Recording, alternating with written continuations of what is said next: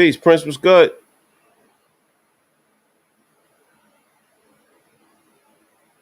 Who's this?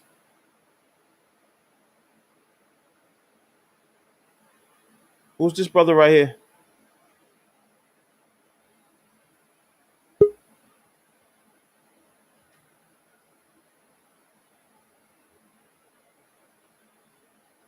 Prince was good. Peace.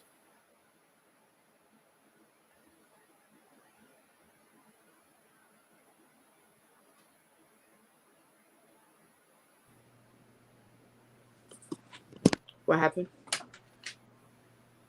We got some people.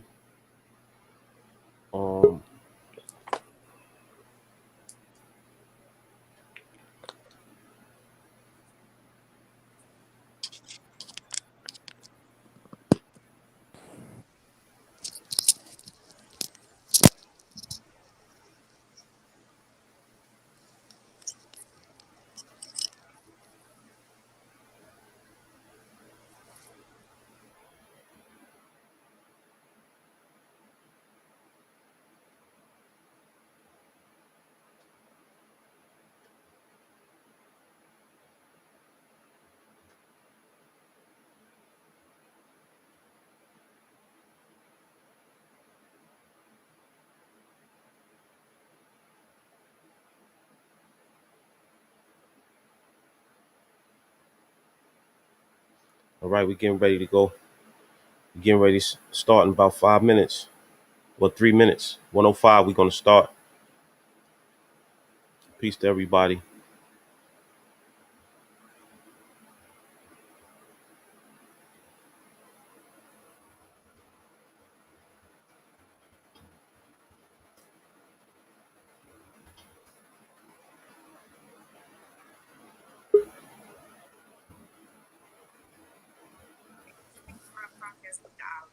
Can you hear me?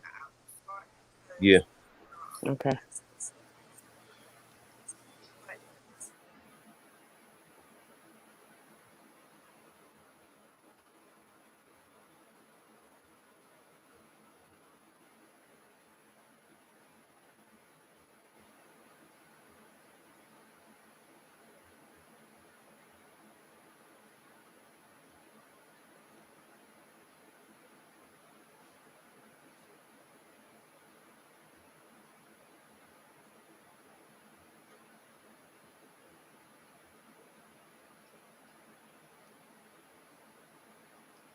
Peace. Can everybody in the room hear me?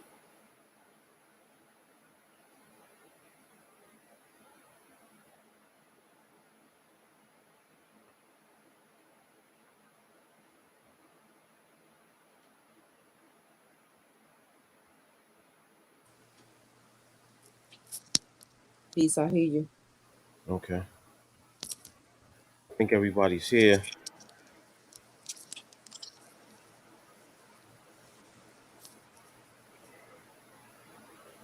Peace, Bravo.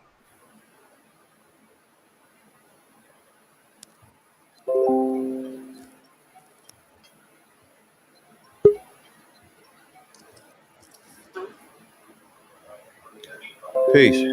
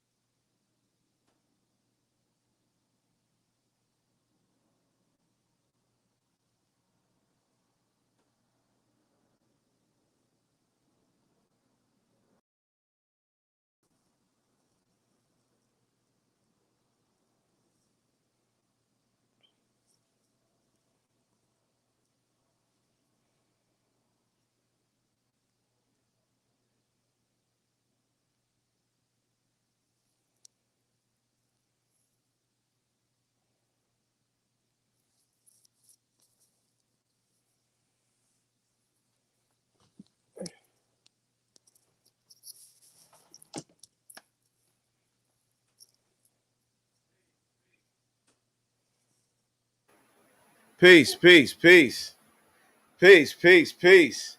Welcome to the Speak Your Mind podcast, hosted by me, the God I Be, and my queen, Shanice Gatewood Ali. We are here. Today is February 7th. It's the first week of Black History Month. We out here. We came with some beautiful topics to talk about today. I'm going to pass it to you, Queen, so you can get into that. Oh, wow. That was kind of quick. All right. Peace, everybody. This is Shanice Gatewood Ali. I am the wife of Mr. Ali, and we are basically speaking about the rites to passage. So, listen, we have some great information for you. We have some remarkable brothers who will be on, and let's do it. Let's teach our people. Let's teach our community. Peace. Peace. So yes, I have an article that I wanted to share before we started. This article is very troubling. They recently had a rally out there on 150th Street about the situation that went on. So the title of the article is Harlem Woman Fatally Shot After Confronting Man Who Groped Her on the Street. A Harlem woman was fatally shot after she and her fiance confronted a man who had just groped her on the street, police said Monday, as they pressed their search for the gunman. Shadina Smith left her apartment on West 150th near Frederick Douglass Boulevard around 12:30 p.m. on January 16th, then rushed back to tell her boyfriend that a man had groped her, authorities said. The 26-year-old fiance, the 26-year-old fiance and Smith, 29, went outside and confronted the groper, sparking an argument that led to gunfire. The couple was caught in a hail of bullets inside the first floor hallway of their apartment building, cops said. The fiance was hit in the chest and left arm, and Smith was struck 3 times in the chest. Both were taken to Harlem Hospital, where Smith died. Her fiance has since been released from the hospital. Detectives found shell casings outside the building, leading them to believe that the gunman fired from outside the building. He has not been caught. Peace, man. I mean, it's been getting progressively worse out here in the community. I don't know exactly what's going on, but it's like a full court press on the community and our women. So we basically came here today to basically have a rally so we could talk about the ramifications on how we could deal with this generation, deal with ourselves, and basically pass on some of this information that many of our elders have, and it seems to be a disconnect. Um, I have a bunch of people calling in right now, but right now it's not the calling period. We have a bunch of people that are going to be part of the Zoom today. So we don't want to do the call-in period until the end of the period. So please stop calling in right now. The call-in period, I'll let you know when it's time to call in. But I just want to introduce our guests. So first we have Mr. Marion Frampton, Marion Tiny Frampton from the Black Spades. He started his own organization called TBS New Direction. We'd like to welcome Mr. Frampton to the podcast. Thank you, Peace. my brother. Peace, peace, and thank you for having me today. Okay. Next we'd like to add my brother, Mychal Sledge. Mychal Sledge has a innovative mentoring group working out of what's the name of this Toro College called the Sledge Group.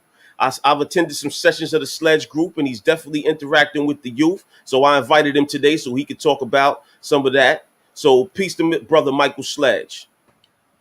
Peace and blessings. It's an honor to be here with you and the Queen and my brothers and kings. That's peace. So next we have my brother Asukile Mitchell. I met the brother Asukile Mitchell at the Family United for Solutions. He last year he gave a great dynamic build on Black history, whether we talking about Kemet all the way back into antiquity. So I invited him today so he could give us some views on our history of the rites of passage and what the ramifications of rites of passage are. So I'd like to welcome brother Asukile Mitchell. Peace. Peace, brother. How are you? Peace. How you doing? I'm good. I'm good. How are you brothers doing today? Good, brother. Excellent. Good. Peace. You know, we all of a certain age, we all got that same look, brother. Yeah, we all bald. We all bald head. So next we We're have all smooth looking. my brother. My brother. This has been my brother for a long time. This is my brother, Prince Rondu. He is the co-founder and CEO of Mentors Against Drugs and Guns Through Experience. I'd like to welcome my brother, Prince Rondu. Peace. Oh, hold on. Peace. Peace. Peace. Peace. Yeah, definitely appreciate being on. Definitely always supportive, and these topics are something that's instrumental to developing our youth into more productive citizens. More meaningful members of society, and I'm just here to support any way I can. This is my line of work right here. Okay, so we got two last minute guests. I'm gonna allow them to introduce themselves because I think they've been referred here by I think Brother Mark Maffei, if I'm not mistaken. So I'm gonna allow them to introduce themselves. The first one is Corbina Pinkrock. Peace, my brother. Good afternoon. My name is Kwabena. I'm a young brother. I was born in the Bronx, but I currently reside in Brooklyn. I'm glad to be participating in the show, and thank you for having me. Excellent. Peace. Thank you. So last but not least, we have the brother Moshe Canty. I'm gonna add him to the stream so he can introduce himself. Peace, my brother. Hey, peace, brother. How you doing, man? I'm doing great. Introduce yourself. Who invited you here today? My brother, look up Mychal Sledge. Okay, that's peace. That's peace. That's peace. Peace. And we Peace. have one last minute entry. Peace. Tanya? Peace. Hi, can you all hear me? Yeah, we hear you now. I hope you can't see me, cause but you can hear me, right? Yeah, we can hear you. Peace, Who All Queen. invited right, you? good. Who invited you here today, Tanya? My brother Mike. Okay, that's peace. That's peace. So we got the family. The family is definitely in the building. So before we start, I just wanted to read a quick excerpt. I just wanted to read a quick excerpt from the brother Naeem Akbar. Y'all I know y'all know about Naeem Akbar. So I just want to read a Absolutely. quick excerpt from him uh about the transition from maleness to manhood. I know y'all probably heard of this bill that he gave before, but I'm just gonna give a quick reading of it so we can get to the mood of what we're gonna talk about here today. So he says transformation from boy to man. How do we get from boy to becoming a man? The thing that moves us from male to the boy is discipline. That frees the boy from being a slave of his male. Learning to exercise control over oneself is a transformation energy. The force that transformed the person from being a boy to becoming a man is knowledge. The man takes his budded rationality and uses it to expand his consciousness. In fact, it is critical that he should be guided in the use of his yet immature reasoning so that it doesn't get entrapped in the form of that boyishness which we have discussed above. This is why good teachers, fathers, brothers, and uncles are so important. They are the instruments of guidance which help the boys move towards manhood. So many of our young men get arrested in the boyhood stage of development because they are improperly guided and end up being led away to prison or carried away to the cemetery. Consciousness is a natural possibility or potential, but it must be tended and guided in order for it to develop properly. Y'all heard that? Oh yeah. Yes. Yeah. All right. So who would Yes, like to sir. start? Who would like to set it off and respond to that little piece right there, so we could before we get started on the questions.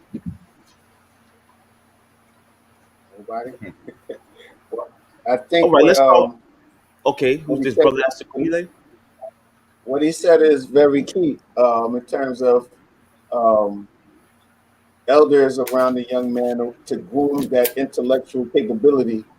Um, I didn't know we were gonna have a big group. I was ready to give a presentation when you said it, but in the development of young men and young women, um, the mental capabilities, the physical capabilities, and emotional capabilities are not developed fully until you're well into your 20s. In the meantime, somebody should be there of wisdom and experience, guiding you and preparing you for all of those things that you will take on in adulthood. And that's one of the main issues that we have now, that we don't have, and it's we don't have enough men in the house with their children. The men have children, and I know plenty of men that are active with their children when they can, when the mother is not giving them grief or some other things. But we need men in the house with their children, and this is where the wisdom of the elders comes in. Because if you're, a lot of times the brothers, I'm 52, a lot of times brothers my age had children before without any father in their life, and so they don't look for women to build relationships with that are going to last, and so they wind up being baby daddy, baby mama. But that's not an optimal situation for the development of young men or young women, because then other men that are not connected to that child or have love for that child, you know, the mother, in the course of her dating, she people around that may not have her child's best interests at heart. And unfortunately, when I turned my 20s and 30s and I talked to women dating, all of them had a similar story of some type of molestation or rape or whatever. And then young boys see this, they see men coming in and out of their mothers' lives, and you get angry, resentful young men like those young men that, with this recent incident and the one you talked about last week on your show in Harlem. Uh, we need men in the house. We need men to take responsibility, not just for income wise. We need them to take responsibility for their sexual activity and the outcomes. And you should not be I came to learn that you cannot be having sex with women, you know, not even if there's no child, there's always some type of outcome, positive or negative. It's always. So we have to groom them to be more responsible about their sex. And if you do have a child, in the old days they would tell you that you got to marry the girl, but nowadays we have no accountability, no expectations for these young men when they get a girl pregnant, and we need to change that. Peace. Who's next? Peace. That's you know what? I want to speak on that. That's for me to be this one of the ladies on here. That makes a lot of sense, and I definitely appreciate what you're saying. And we all need to hold ourselves accountable for the actions that's going on in the world today. So with that, I say peace. Peace, Brother Sledge. I concur, and Brother Naeem Akbar has been around and has set the foundation for a lot of us in the mentoring world.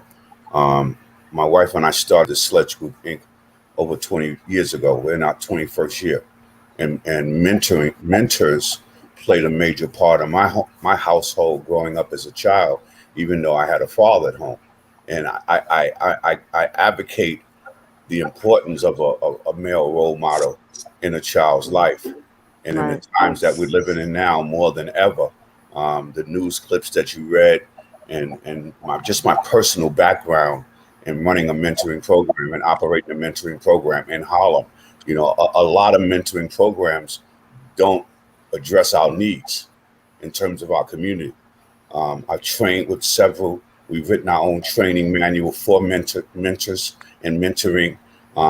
It's a beautiful development watching the growth over 20 years of the children turning into men in terms of your rites to passage.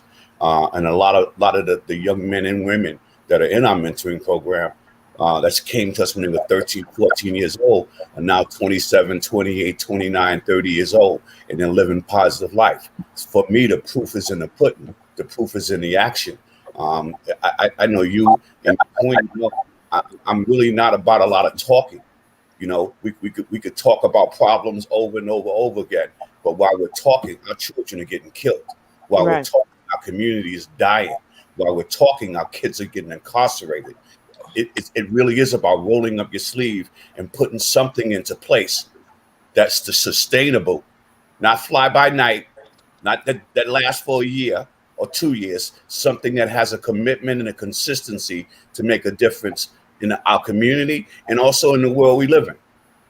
Naeem Akbar was one of the first to talk about mentoring women and children on both genders of color, and talking about it from a sincere spiritual level.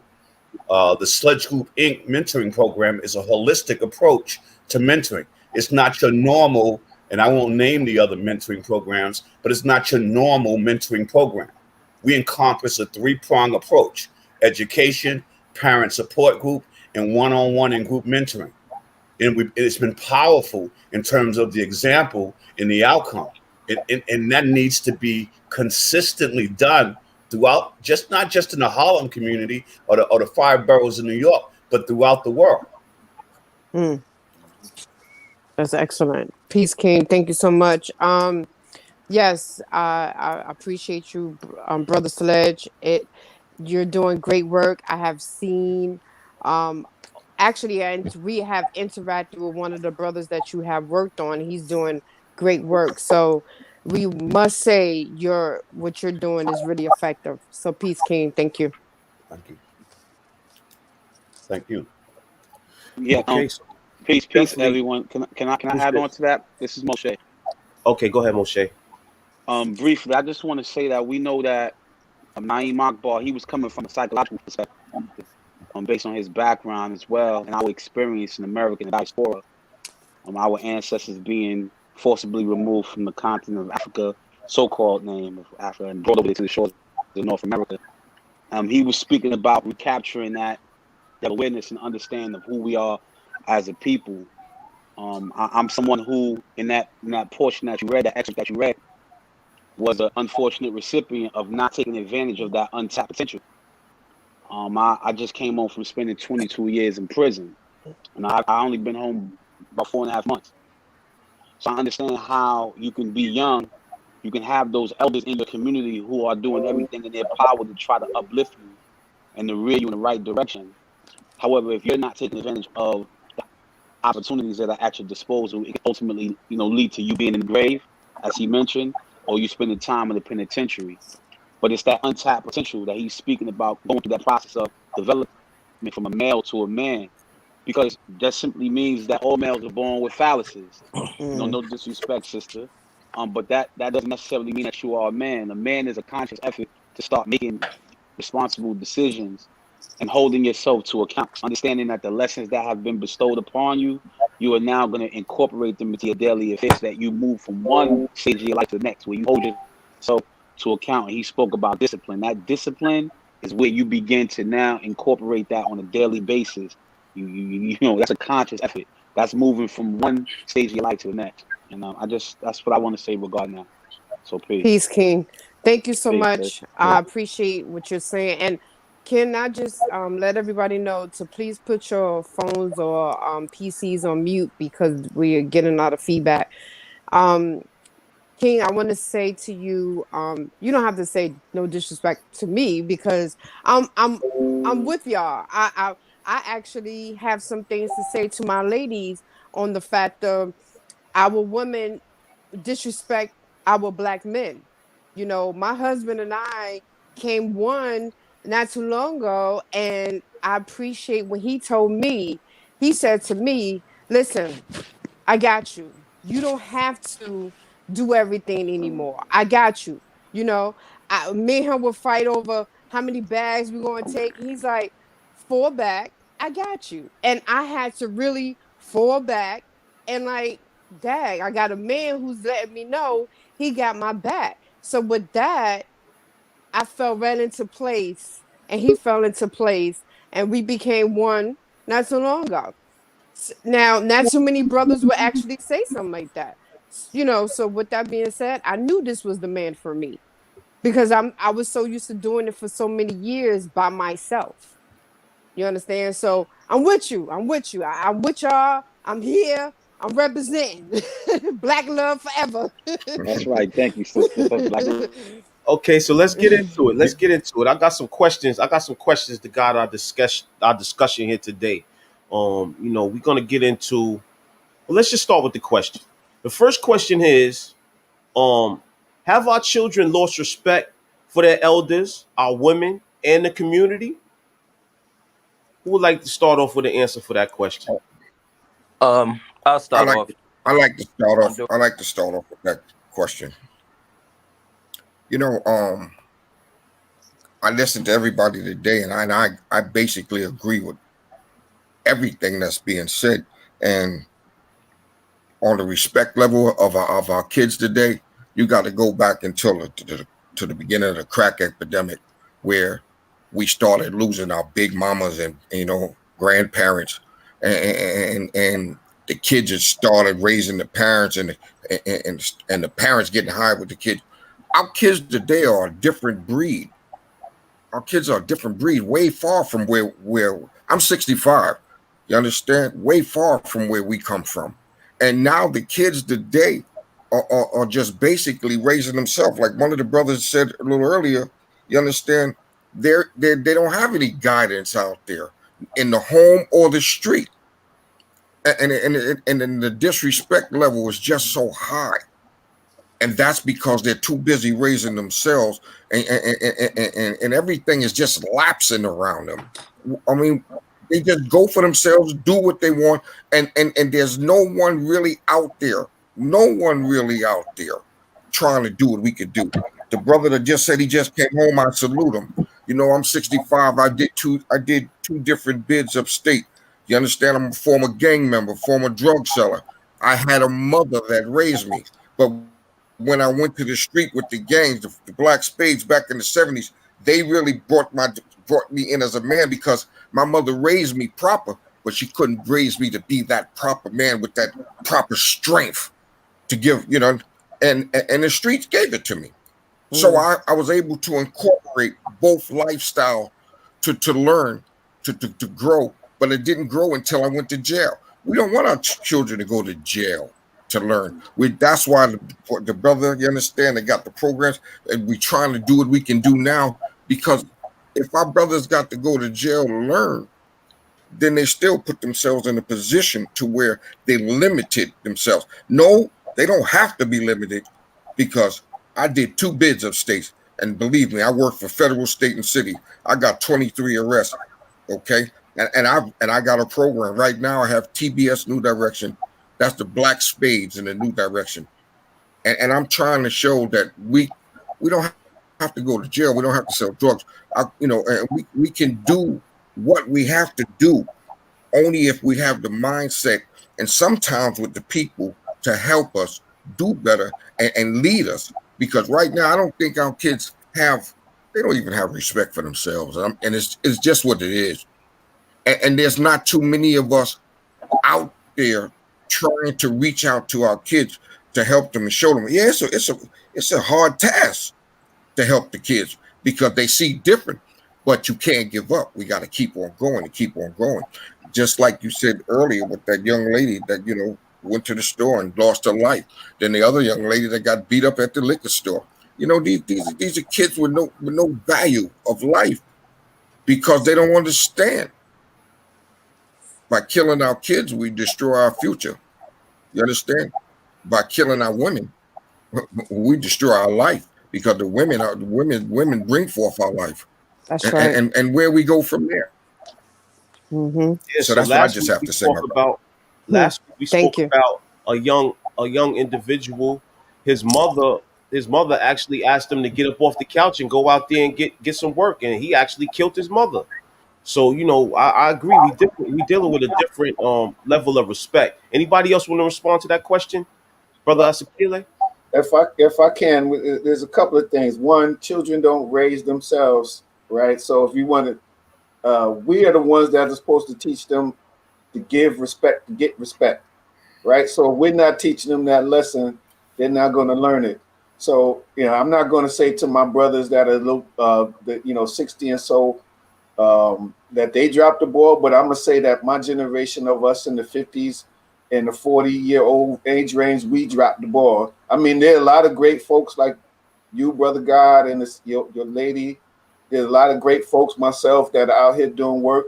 But by and large, with what we put out there in terms of culture, what we put out there in terms of what materialism and stuff for our young people to emulate, we dropped the ball big time.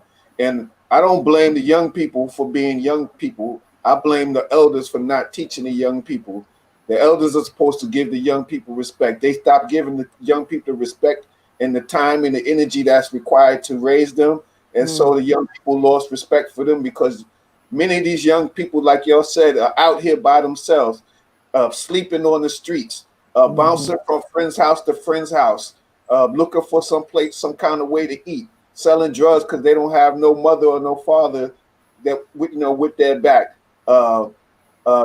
Their parents are they some of them drop out of school because they might have a learning I'm not going to say disability, I'm going to say challenge. They might be differently, they might have a different learning style, and their parents and nobody around them and supporting them to go get the testing. And then on top of that, being bombarded with constant whiteness, they don't want to, especially boys. Naeem Akbar talks about all it, and Jawanza Kanjufu talks about by kindergarten, first grade, third grade, boys are energetic to go to school. By the time they hit the fourth grade, where they start doing those standardized tests in fifth grade up to eighth grade, when they start learning about the value of money and they start not seeing themselves reflected in the curriculum. And I work for not-for-profits, and I can tell you that many of the not-for-profits don't have programming for young boys that are not in trouble. They have programs for young boys to stop violence. They have programs to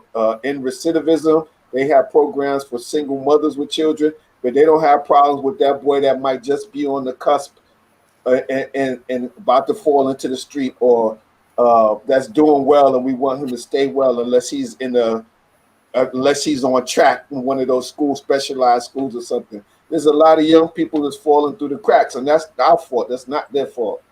That's peace. So, Wow. Mr. Prince Rondu, are you there? Yes, sir. Yes, sir. Could you please keep your camera on, because we're going live right now on Facebook. We got blank spots. Sister Tanya, can you put your camera on? Yes. Peace. So, it's a concept. It's a concept that I came across when I was going through the motions, I should say. I don't really want to go into that, but it's a concept that speaks to this question called Ubuntu. Have any of y'all heard of this concept? Yeah. They say that the concept basically breaks down to I am because of what you are. I am because of what we are. It's a collectiveness to this, to the situation we having with the youth that's not being addressed as far as our responsibilities of community. So would anybody like to speak to that, Brother Sledge, Brother Prince Rondu? I can't hear you, Brother Sledge. Hear me? Yeah, can you hear me now, brother? Yeah. Yes. There's a sister out there. She's actually a mentor for us in Sledge Group that's doing Ubuntu work, and it's really important to understand. I agree with the brother that shared about it's the parents and we dropped the ball, but it's clearly, and I'm in my 60s too. Young, very young 60s too. So I want to emphasize that, right? And I'm also a former Black Spade as well. All right. But there you go. It really is a clear understanding that you have to learn how to respect yourself, which is being lost in our community. But what I really want to define is a lot of this and most of this is brought on by design. Okay, and we don't talk about the mental illness or the trauma to understand. I am Mychal Sledge. My name is not Mychal Sledge. I am Mychal Sledge, which brings ownership to who I am in the collective community that I grew up in. And we need to be like really clear and like no pull, no punches today, especially because of what's going on. Right. You know, it's easy to look in the mirror and see what we haven't done personally in our lives. I remember growing up in Harlem, it was a big thing when you came home for jail. Stop that.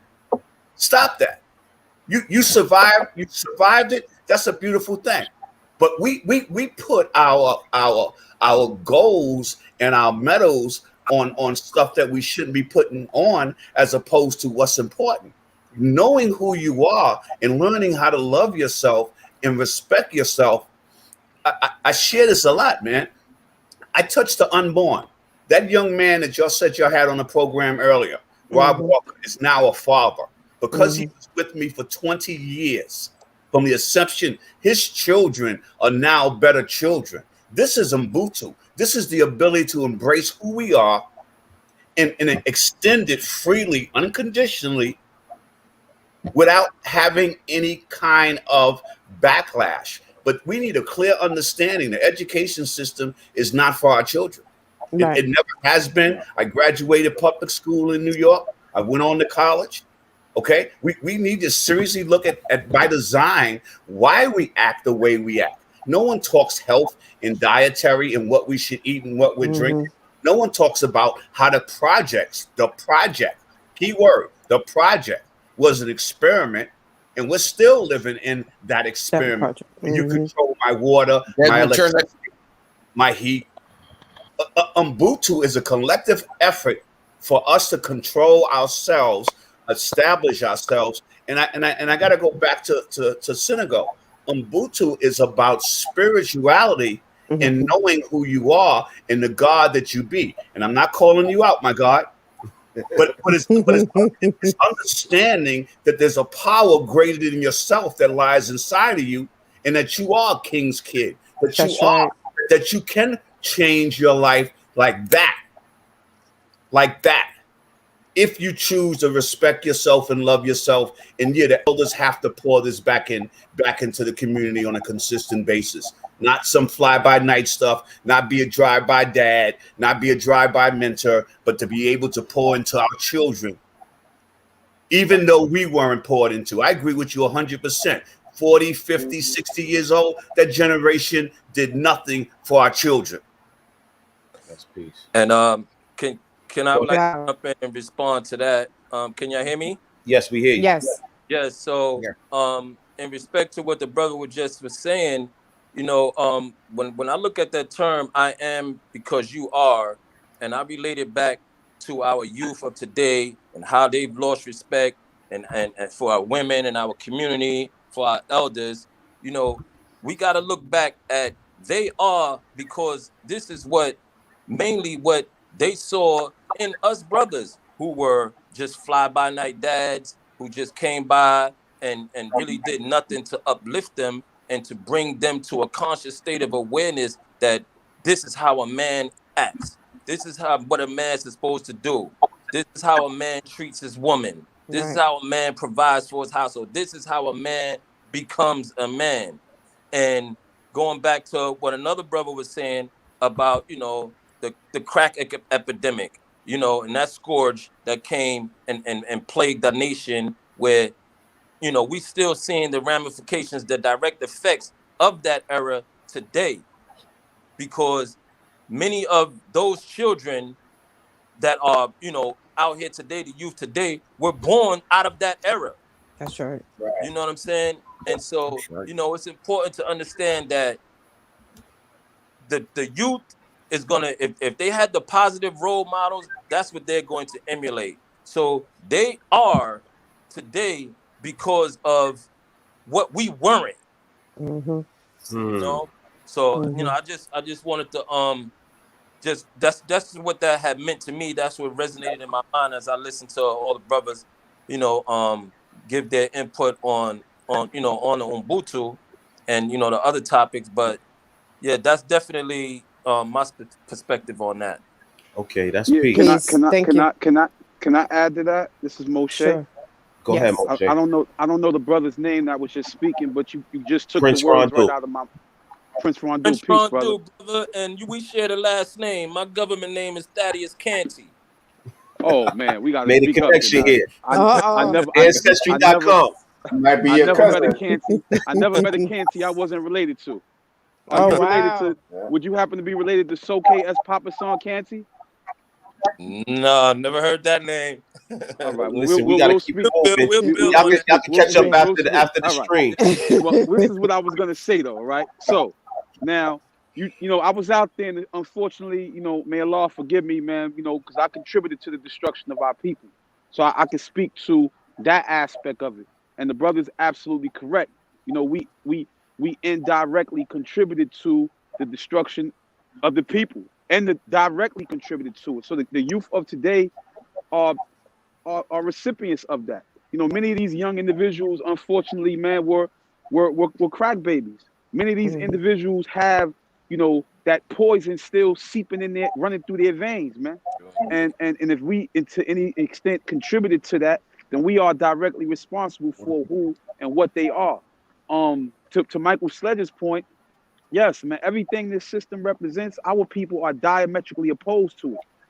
You know, this system is designed to break us down, and it has done everything since its inception. And this is just the nature of who we are. But we've done everything in our power as a people to become ingrained within the system so that we can become a part of the system. But the system never wanted us in the first place. So how can we then teach our kids to become something that they're not? And I think we're trying to teach them values and belief systems that are completely alien to them, and they are naturally rejecting it because they're teaching something, or they're rejecting something that's something that's, you know, it's not even who they are. So because we don't know who we are, we're giving them something that they are naturally rejecting, and they're only doing what they're supposed to be doing. But we still think that we're doing something that we're supposed to be doing ourselves, when in fact we don't even know who we truly are. And I'm not just saying us in general. I'm saying us overall as a people. We giving Mhm. these our kids poison that ain't right and exact. Whether it's poison through crack or drugs, or whether it's poison through systemic values that have been passed on to us that have done nothing but perpetuate oppression, psychologically, physically, spiritually, etc., etc. So that's It's all I great want you to say said that. regarding that. Wow, It's that's great you good. said that because that goes right. Unless you want to ask a question first, Queen. No.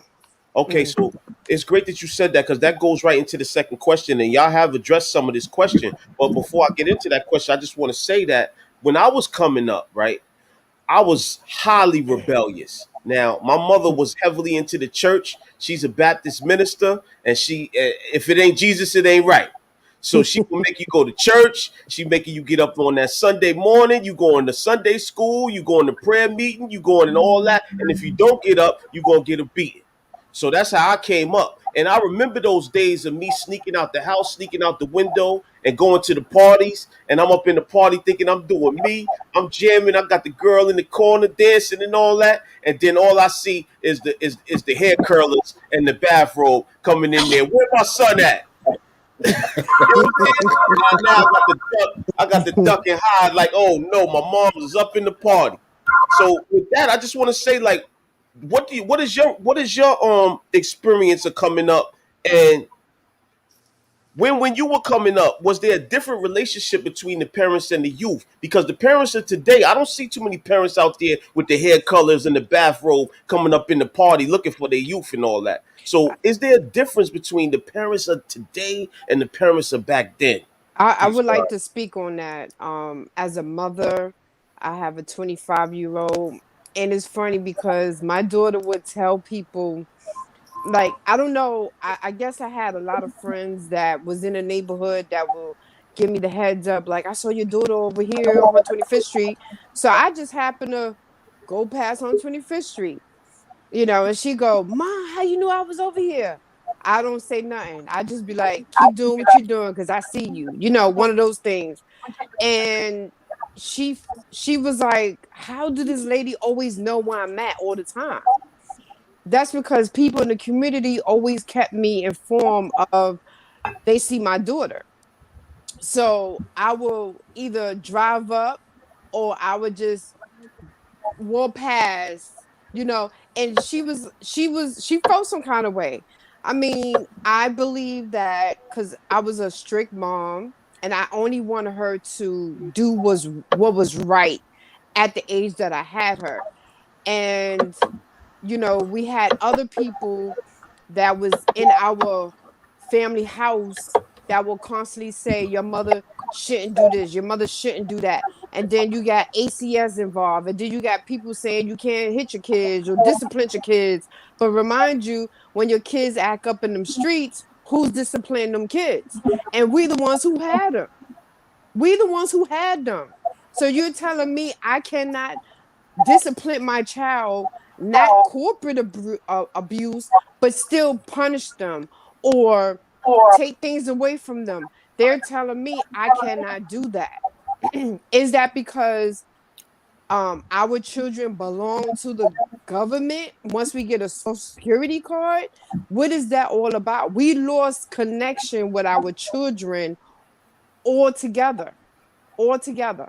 So as a mother, I had to speak on that, because at the end of the day, you try to keep a grass hold of your kids, but somewhere down the road, somebody's constantly telling them what you can or what you can't do as a parent.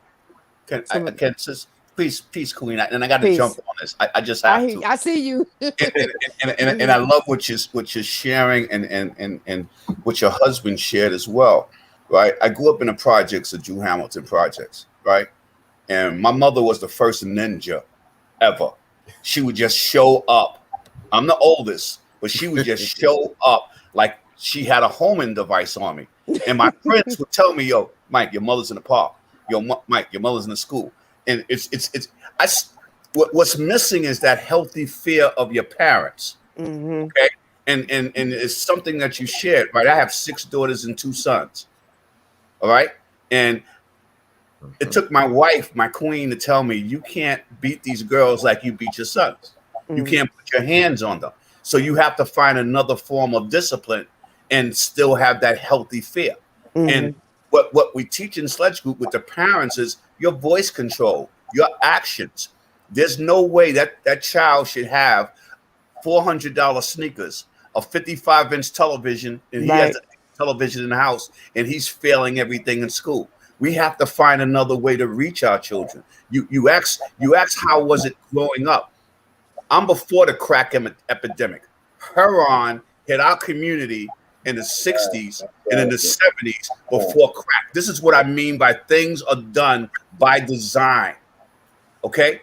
I believe in turning on light switches and waking people up. For the brothers that's on this call in their 50s and in their 60s, dope, heroin killed every community from 110th Street all the way to the end of the Bronx. Okay? And it didn't discriminate Brooklyn either. That's right. And check this out. And then they slammed people with 25 years to life for possession to fill the prison system up. Then the crack epidemic came. Okay? Right. The reality of growing up as a child, I had the martial arts to give me an out. My pops took me to the martial arts at the age of 10. 15, first-degree black belt. Shotokan karate, first-degree black belt, Sennuku jiu-jitsu. 17, won my first national championship. 21, made the karate team, 5 national championships, 2 gold medals in the Pan American Games. I'm listed in 5 world almanacs. New York City or New York State cannot tell me what I can do with my child. I'm going to say that again. If my child is disrespectful to me, there's consequences that has to be paid. And I've had them knock on my door in the past. And I would ask the officer, what did your mother do when you told them what you're not going to do? What did your mother do when they put their hands on you? When you put your hands on your mother? What did your father do? See, what we're not willing to do is do that bid for our children, but we'll do that bid for petty theft. No one in this world can stop me from raising my children or being with my children. And that's something I really want to put out there. I don't have to like you to love you, but that's my child. And you're absolutely right. The COs will beat your child like nobody's business. So you better step up to the plate and put some discipline in or learn how to play this game. And I do mean it's a game. But what I don't want to be missed on this call today is everything is put in place by design, and we need to tell our children that at an early age, at a very early age, like Naeem Agba is expressing. Sledge Group starts at 13. Check this out, 13 years old. I got 11-year-olds. I have a young girl in there who says she started Sledge Group in her mother's tummy. She's 6, 7 years old. She does affirmations. She knows how to pray. She knows how to meditate at 6, 7 years old. We have to start early. And it's never too late to change your life or make a change in somebody else's life. But that crack epidemic in Harlem in particular, I lived it. I truly lived it in St. Nicholas Projects, in Drew Hamilton Projects, on the Lower East Side, in Spanish Harlem. And you know the crazy part that we don't talk about enough? It was given to us by men and women of color. Yep. And then the Rockefeller law canned us, and put us away forever. Yep. Okay. Wow. Yo, you Wow. 100% right and exact with that. You 100%. I mean, I'm definitely a person who went to jail because of the Rockefeller drug laws and the mandatory sentencing guidelines and so forth and so on. And I'm so, I'm happy that a lot of that stuff has been taken away, but at the same time, is that gap still has to be filled. So the next question is, who bears the responsibility in showing this generation of youth the way? Who bears the responsibility in showing this generation of youth the way? Brother Tiny? I listen to everybody, and I truly believe everybody's on the right track. And my brother Spade up there, it's nice meeting you, because I'm a former Black Spade from the '70s as well.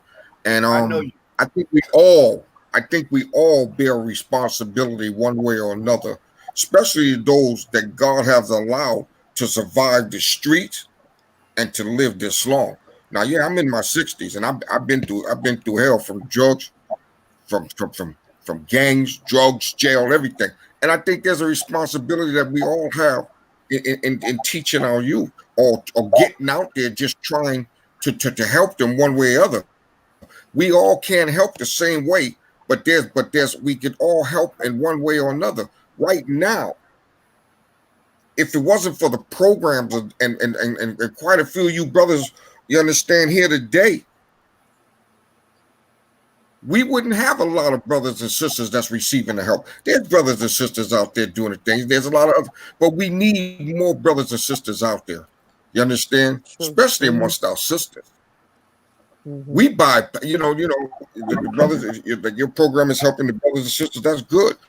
We get out there. I do a lot of speaking engagements in schools. As a former Black Spade, I've been asked through Facebook. I've been asked to come to Delaware. I've been out to, understand, the DC to speak, and we speak. But I can go to these places and speak. But it's like, but we need the mentors to come from the communities of where these brothers and sisters live, because we have to go back home. I don't have a program like you have, a building, a structure. I come to people and talk to them, then I leave and come back, and I leave and come back. And I think, you brothers that got programs are doing a hell of a good job, and I wish I could join you, brothers, to do in your adventures and going out and helping you. But we bear the burden if we don't go out there and help our kids, because it's like what they call us, the OGs, or those that live long enough. Those that live long enough, we have, you understand, we should be out there helping our kids. And that's the way I feel. I mean, everybody feels different.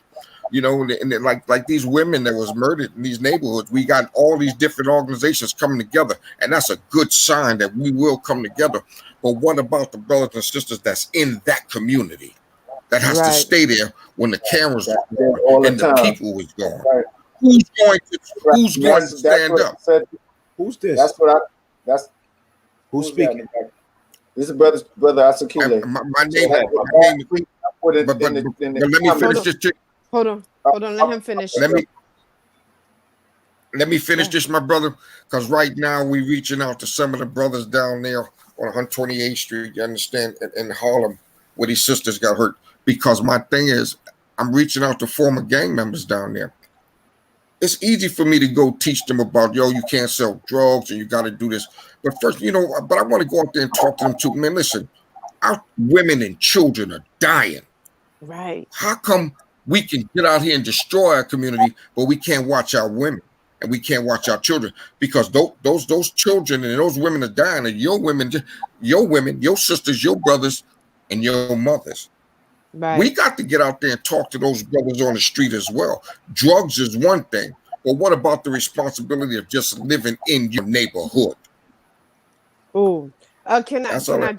Can I just slide in here really quickly? I just want to say thank you for that, because last week when we had the ladies on, and you know, we all are tired, um and I shared back in the day some of the blocks that I lived on, those brothers who stood on those corners, even though they were selling drugs to the people, but they would not allow anybody to disrespect the mothers, the grandmothers, the daughters, the kids, anybody on that block, they would not be disrespected. You know, and that's one thing, as I look back now, I appreciate it. And also by people being ex gang members, I think y'all should go and talk to the other gang members, or the leaders, because y'all have your way of discussing or talking. You know not to go in there with the rah rah. You know, you could go in there humbly and say, "Hey, brother, I'm a former so and so, but listen, this got to stop, because at the end of the day, you're killing our people. Our people, listen to me. Our people is nothing but black greatness on this live right now. So we're killing one another. That's because the Willie Lynch. This is what they want us to do. We need to get out of that mentality of killing each other. That's all I'm gonna say. I'm sorry. Go ahead, Peace. brother Asukile. No, I agree with definitely what the sister said, but with the old timers, the real the OG gangsters on the street gangsters. When I was a child growing up, they was just like she said. You know, if they saw that you was going to school, that you was into your books, if they would say, "Where's your report card at?" Give you some money for your report card. If the younger cats that was closer to your age was trying to get you out in the streets, they say, "Leave him alone. Let him do his schoolwork, or let her do her schoolwork." They watched out for you, but there's been a change in the value system where it's Yes, now. it is. Well, I worked at Harlem Hospital, and the change in the value system, the I can't even say disrespect for life. I can't say that. I say the lack of respect for life was so bad that on 129th Street, that's split by Lenox Avenue, Mm-hmm. the folks on the west side of 129th Street could not cross over to the east side of 129th Street. But it was worse. The folks on the northwest side of 129th Street could not cross the street on the same block to the northeast side of without fear of some violent repercussions. And so this is a dramatic change, like from when I was a kid. And we all have to assume the responsibility for that. And I'm hard on my generation because I seen the Puff Daddies, you know, all of them. We love their music, we love the beats or whatever. But the message, when I was a child, the message was the OJs, family reunion. The message was Gil Scott Heron, message in the bottle. He was talking about drugs and alcohol, but it was a cautionary tale. The message was the message. Grandmaster Flash and the Furious Five, white lines. They were telling us to stay away from that type of stuff. It's a road to destruction. But the message that we put out to the world, and millions of our generation, my generation, 40-year-olds are making millions of dollars spreading out this image to the world that's not just destroying now Black Americans, it's destroying Africans on the continent. It's destroying Japanese young people that are into hip hop. It's destroying them young white boys in the suburbs. These kids are all hot. I mean, as my elder brother said, we can't just look at the crack era. We have to look at. He said the what'd you say again, Baba? Which drug was it? Heroin. But he also forgot in the Latino community during that generation, it was PCP, and I remember that because I lived in Brownsville, and Brownsville was all those bad images you saw of the South Bronx back in the 70s. Brownsville was like that. There was certain blocks now that are now developed and look nice, but there was blocks and blocks where it was just rubble when I was a kid growing up, and I seen people standing on the corner and almost falling down and then popping back up on the heroin night. So we didn't just have the crack era, we had the heroin PCP era, and then after the crack era, like our brother said, these are not just. He said these are the kids the crack babies. These are not the crack babies. These are the babies of the crack babies. The crack babies are now 20 and 30 years old. That's a These are fact. children with hereditary now problems because their mother or father was in the womb and the mother was taking crack. So this is what we're there. We have emotional, we have chemical, neurological issues that are going on in our community. And then, like the elder said, it's not by accident; it's by design. It's by design. President Nixon was the first one to talk about a war on drugs, but President Nixon was also the first one to start bringing the drugs into the community. Why? And one of his right hand men died on his deathbed, telling the truth. He said they brought the drugs into the world, into America, because the white folks like the SDS and the Weather Underground and all of those folks was rising up, and the black folks was rising up with black power. So they needed to bring the drugs in the community to get the people hooked on the drugs, so that they could justify criminalizing them and putting them in jail and or killing them like they did under COINTELPRO. This is not just black folks, poor white folks too. And they did it, and then Ronald Reagan came back with it again. And then Clinton came with his supermax prisons. So the elder said we have to line up the dots. And before all of that even took place, after slavery, we had Jim Crow, we had these plantation prisons where they was taking people if they didn't have a job or a home because they was loitering, and putting them in jail and putting them back in slavery, even though slavery was supposed to have ended, right? Working on the roads. And now today we have what they call a prison industrial complex. So not only are they creating income in poor white areas where all the manufacturing is gone, they created the jails in those areas to shut up, make the poor whites shut up. They created jobs for them watching us. And they, with the bogus marijuana and crack charges, they created jobs for them watching us, and then they making money off of our labor while we're in there. And meanwhile, they're exploiting parents trying to call their children with exorbitant phone long distance charges. You can only buy commissary stuff from certain vendors that they have, no doubt, getting kickbacks from. That's big. It's true. And then they exploit your labor. Young people are walking around here wearing North Face. I don't know if they changed it, but North Face, the shell, that's the outer shell that they put the stuff in. All of that stuff was made in the prison, and then a lot of the Norcraft furniture was made in the prison. They may have changed it since people started becoming more aware. And then also, you know how you go in the institution like a school or a church, and they have like a whole, like the bath, like the toilet bowl or commode might be a whole one unit built into the wall. They had the prison, and in the prison, they had the prisoners in the prison making the prison lavatories. You believe that? In the school lavatories, and a lot of the schools relate to that. Companies that build the prisons, and it's not coincidental, like the elder said. Like my elder brother said. That's so I definitely relate to that, brother. So can I add on to that? Yeah, I want to go on to the next question though, for the sake of time. And who said they wanted to add on? Now this was Moshe. Now go ahead, my brother. So I'm gonna direct this question. I'm gonna direct this question directly to you, Prince Rondu, and who's this other person? Jules. All right. So this question right here, and we're gonna start off with you, brother Moshe. Have we dropped the ball on the youth collectively? Collectively, meaning all of us as a group, as in black people in America. Have we dropped the ball on the youth collectively? I would have to say, in my humble opinion, the question is yes, respectively. And the reason why I say that is because to the brother who just spoke, the brother Asukile, excuse me if I'm mispronouncing the name, brother. No, that's good. That's good. And so this is why I said what I said before about the process of acculturation. But the system itself, from its inception, we didn't come over here as friends.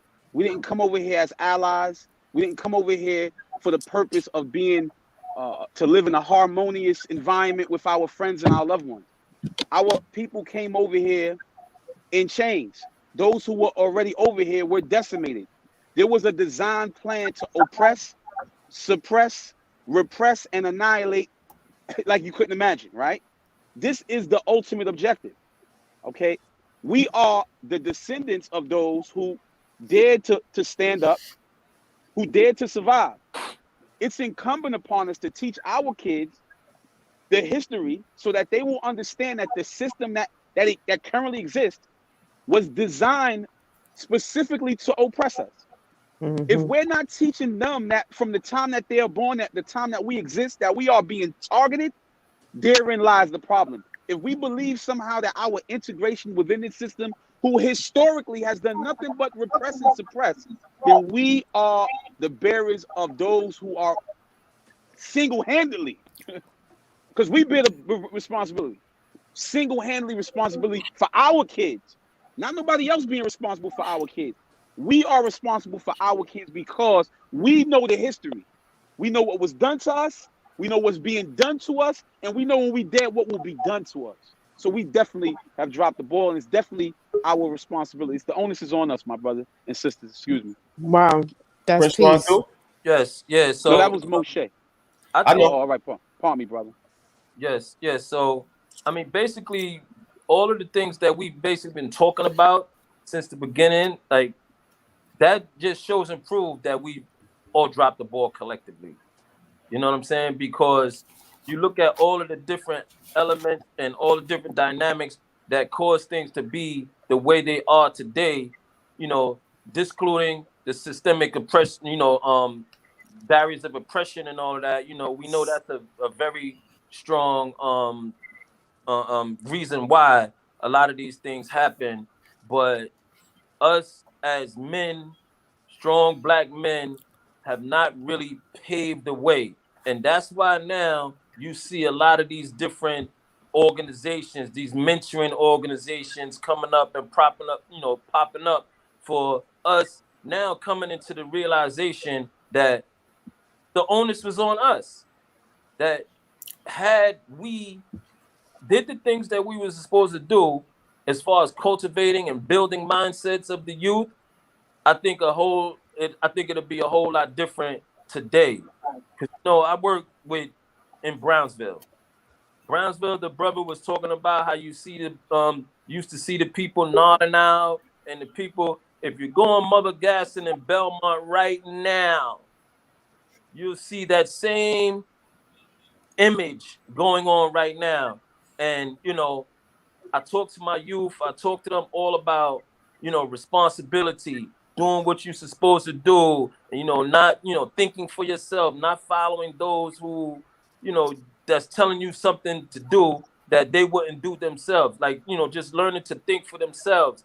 And, it's just the most feedback that I get is be like, like, yo, this is where I get my love from. Like, the streets show me love. The streets show me, they give me this. When I don't need this, I could go to, my people in the street and they got me, And so they're getting instruction from those who do not have their best interests at heart. And True. because you throw me a couple of dollars or you buy me a pair of sneakers or something like that, does not mean that you genuinely care for me. Because there's always, most of the time in that drug world and, these different, things that's going on, there's always that underlying motive when people do something for you. So, like I was saying about like me and the God I Be, starting out the Mentors Against Drugs through experience, and really all of us are mentoring through experience. And we found that passion, that drive to want to give back, to try to build up the community, because there is something within us to know that we failed along the way. You know what I'm saying? We dropped the ball. So now it's time to come back collectively in a collective effort, to build our people back up, particularly the youth. That's peace. Thank you. Wow. Queen. Can I say something? Can I say something on that? Sure. You know what though, my brother, I'm gonna clap my hands because you said you couldn't have said it no better, about us dropping the ball. But here's the thing too. this conversation that we're having now has been going on for years and years and years. I think today we are in a much better place today than we was yesterday, because the Black Lives Matter movement have shown we have power. And I think my brother Sledge, I forgot the brother up there, the former Black Spade, I forgot your name. Sledge. Yeah, Brother Sledge. And he has said, listen, let me tell you something. We are more empowered now. We have to get to our kids now before they go to jail. Like they say, we got more alternative. We got more programs or for brothers coming home. But how many programs do we got before brothers going to jail? How many people are we bringing to us before they go to jail? You know, like I said, you know, we got some good programs out here, but we need more. We need more programs dealing with these brothers and sisters. And we got power. And you're right. We are the downfall for not teaching, because our education, Black history should not only be February, but Black history should be in schools or from the time they're able to read and write. We should be learning from Black history from grammar to college to junior high school. But here's February. We got more to say in February than we got to say during the rest of the year. We have to get out there and get to our brothers before, because there's so many of us doing what we do. I'm not a bad example, but I'm also an example of doing after the fact, after being a gang member, after going to jail, after doing this, after doing that. We got to get out there and get to them now, because you know what though? Those brothers and sisters on the streets right now that's doing the opposite of knowing what's right. They know what's right and wrong, but they choose not to do it. They choose not to do the right thing. Half of them want to do what they think is right, but which is not right. Let me tell you something. Those are our future leaders. But we don't want them to be our leaders when they come home from jail. We want them to be our leaders before they go to jail. That's it. Or not go to jail. You wanted to add on, Brother Sledge? I can't hear you. If you can, I want everybody to take their feet and put it underneath the chair, right? Just put your feet underneath the chair, because I'm about to step on some toes. Go ahead. Step on them. All right? I got corn, so be careful. Okay. I disagree with Black Lives Matters. Black Lives Matter has been around as long as I've been on this earth. I disagree with February being Black History Month. I disagree with that. I sat at my grandfather's feet. I sat at Moshe Canty's father's feet, who developed the martial arts system called the Way of the Black Warrior, and is over 45 years in existence. I disagree with we dropped the ball. We wouldn't be here today if someone didn't pour into us. What we didn't have, we didn't name the mentoring programs. We had coaches, we had teachers, we had uncles, we had other people to pour into us. We are finally waking up to who we are. And I'm talking about a transformation, a transcending of people in a generation that came off those slave ships.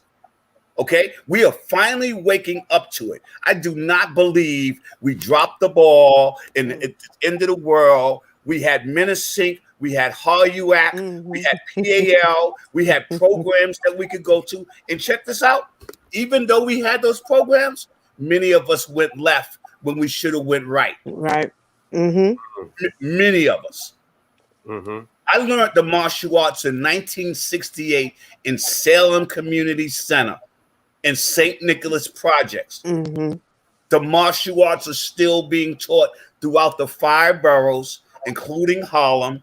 Basketball teams, football teams, and for my brother that said he wants to join me, we haven't closed our doors. We can't go into Toro College. We've been doing Zoom every week. For the girls one night, for the boys another night.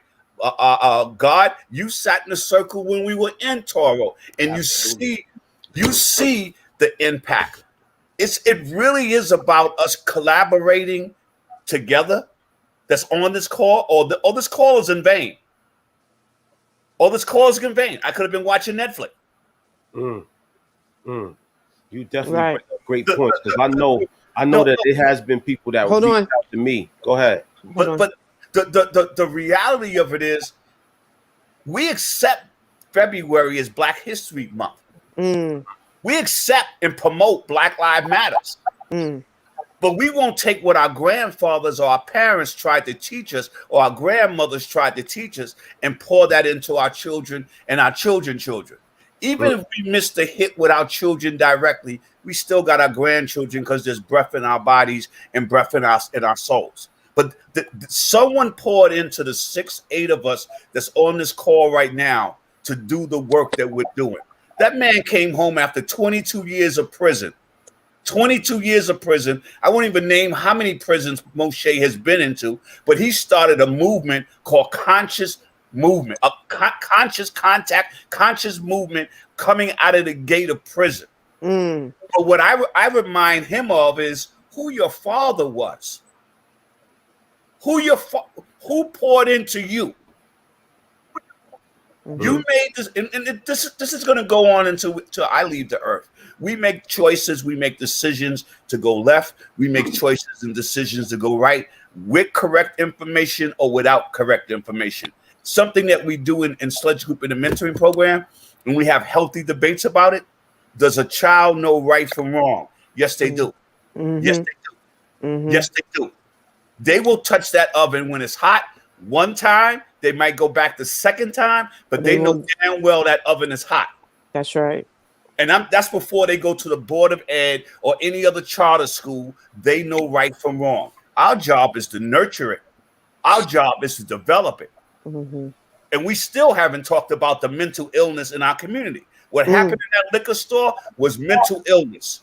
The gang leaders I know told me that was no initiation, Mr. Sledge. Mr. Sledge, that was no gang initiation. The marijuana we're smoking today ain't marijuana. The marijuana I smoked had weeds in it. Seeds in it. Seeds. Ain't no seeds in that shit. The dope dealer never put fentanyl in our drugs. Mm-hmm. How you gonna kill your customers? Right. We had rules. We had rules to the game. The rules aren't there, and it's not just the OGs. I hold the queens accountable too. That's right. That's right. We come from your womb. Start teaching before that child comes out the baby, out the belly, out the womb. Right. Start teaching. But to say we haven't done anything or we're responsible, come on, man. Come on. I've been in this community activist game most of my life in one form or another. And I'm talking about giving back freely, not for a salary. Mm-hmm. I worked a full-time federal job for 34 years and still ran the award-winning mentoring program on my spare time while raising my children, while being married. I refuse to accept that that we gave up. Mm-hmm. I started this program when I was 40 years old. I didn't wake up till I was 30. Mm-hmm. I was still caught in the web. And for those guys my age, we didn't have no Black History Month in 75. We ain't had no Black History Month in 85. We ain't have no Black Lives Matter. We had the Nation of Islam. Mm-hmm. We had the Black Panthers on 7th Avenue and Lenox Avenue. We monitor our own damn community. My mother never got robbed. My father never got robbed. We got a responsibility when we walk out the door to protect ourselves, but we got a responsibility when we walk out the door to protect our children and our women as well. And we need to teach that to the young men. That's true. How is it okay for me? How is it okay for you to disrespect your mother, but I can't disrespect your mother? That's right. That's right. So with that, I just want to play. I want to play a quick clip, and then we gonna come back. We have like 2 or 3 questions left. I definitely dropped a lot of bombs on this here live. I'm gonna have to go back and listen to this probably 20 times so that I could get all of those seeds and they could really, build up inside of my spirit, inside of my mind, so I could carry forward with this. But listen to this. Go ahead. What I would love is for us to decipher that, bring this back again with our youth, because some of our youth are listening and they're paying attention. We would love to just have you on again and let's talk to them. I understand that we can't get to them right now because of the whole COVID situation. But let's bring them on the conversation and ask them how do they feel about this stuff? Because we never really get the chance to ask our children, how do you feel? You know, what's your thoughts about these things? When I had a Zoom discussion with the youth, I asked them those questions. How do you feel about going back to school with this whole COVID situation?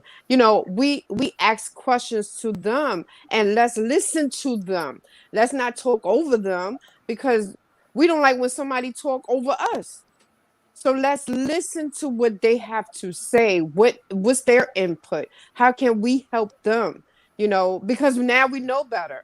We at the age that we want to take out the time to grab your hand and say, "Hey, brother, hey, sister, I'm here for you," with your mom. You know, I was the type of mother that if somebody tell me certain things about my daughter, I would I won't jump on her right away, but I would keep my eyes and ears open and make sure what they telling me is either correct or false. You know what I'm saying? So we have to do this collectively as a unit.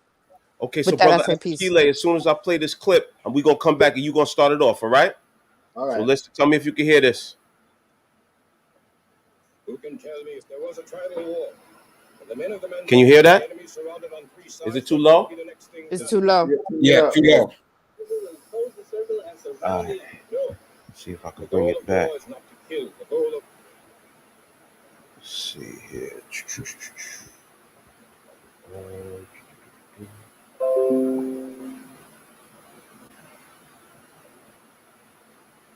who can tell me if there was a tribal war?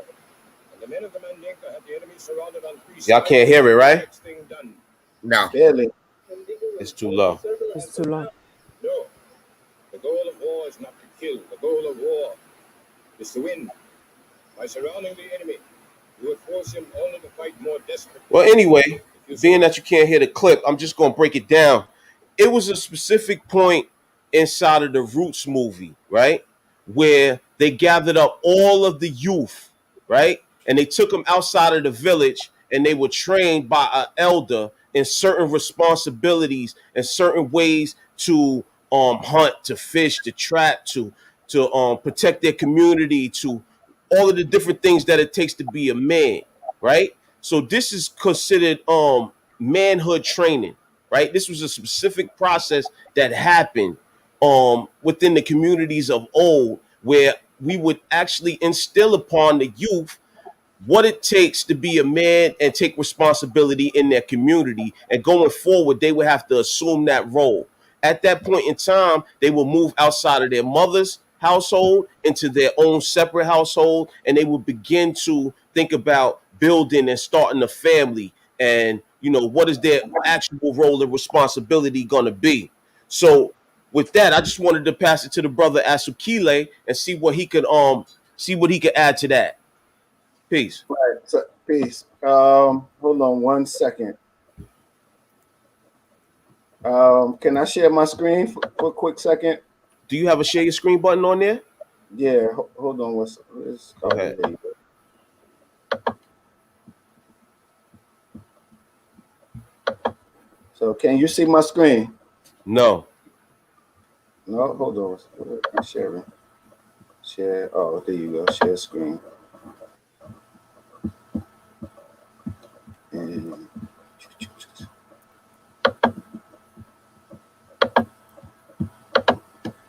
Is it coming up? so I know many of us have seen. Can you see it now? We're not seeing it. We're not seeing it. Picture. Hold Mr. on. IB, do you need to share it on your give the okay to share it on your end? I haven't received any notification for a share. It says sharing a window.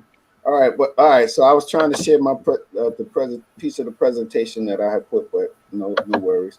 Listen, what we're talking about. Well, let me get back off that. What we're talking about is that we need what Dr. Jeffries calls a system approach.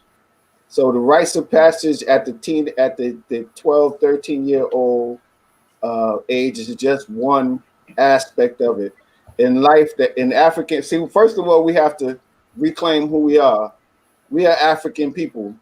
We might express it differently because we're here in North America. We have a different environment, but we are African people. But what does that mean? How do African people think?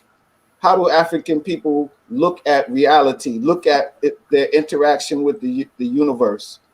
African tradition tells us that we are connected to everything, to each other as human beings, to animal life, to plant life, that there's an energy. If you want to use Star Wars, they talk about the force in martial arts and in the Chinese tradition.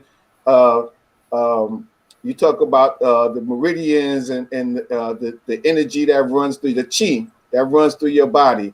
And in India, you talk about I forgot what their word is for basically it's the same thing. It's the energy that connects us all, the godliness, the breath of life that God put in each and every part of his creation. That's what Africans think. We talked about what you talked about before with Ubuntu.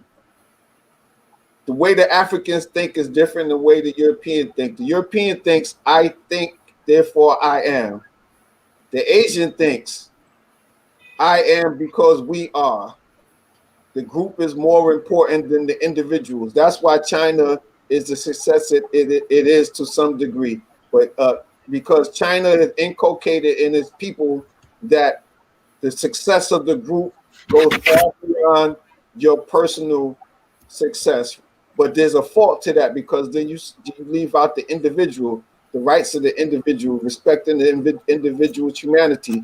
So now in China, they have a situation where after Mao Zedong told them they could only have one child, most people took it that they wanted a male child. They did not respect the feminine essence.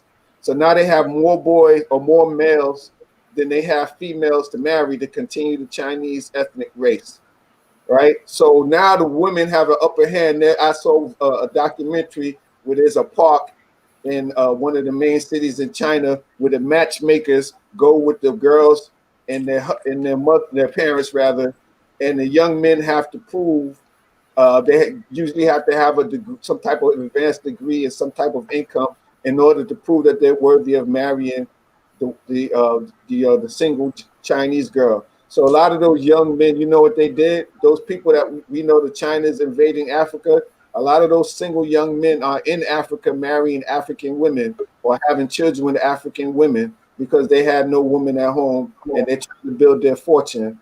But to go back to it now, the African value system is a complete system. It says, I am because we are, but we are because I am. It's the respecting of the individual and it's respective of the group, and to understand that none of us can survive if all of us don't survive, the individual and the group. So we need to return back to that type of mentality and value system. And I agree with the elder. We have not dropped the ball. There have been many great programs. However, what tends to happen is people tend to look to the welfare and the grant system to fund their operations when we have to be more like our brother Sledge. These people that oppress us have a system that's built on oppressing us. They're not going to stop that system, stop oppressing us, because then they would not be on top. If they gave us all the resources, I grew up often on welfare. Welfare is just enough to say that they're doing something, but not enough to really make a difference.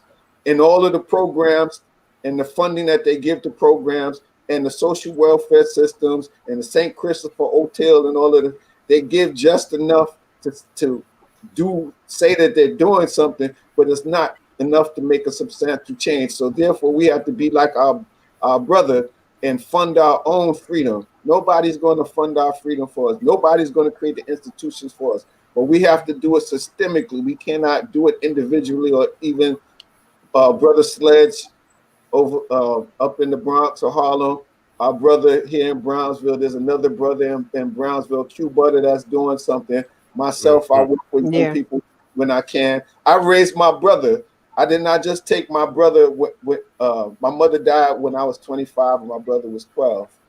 And so he needed somebody to take care of him. His father was not in a position mentally to take care of him. So I took care of him. And everywhere that I went, I tried to take my brother was 12, 13. There's 1, 2, 3. There's about 5 young people that was his age, that was his hanging partners. Some 2 or 3 of them were out in the streets more, and one was more into the books. But wherever I went, I made sure that I took them or tried to take them. Sometimes their parents would stop me from taking them.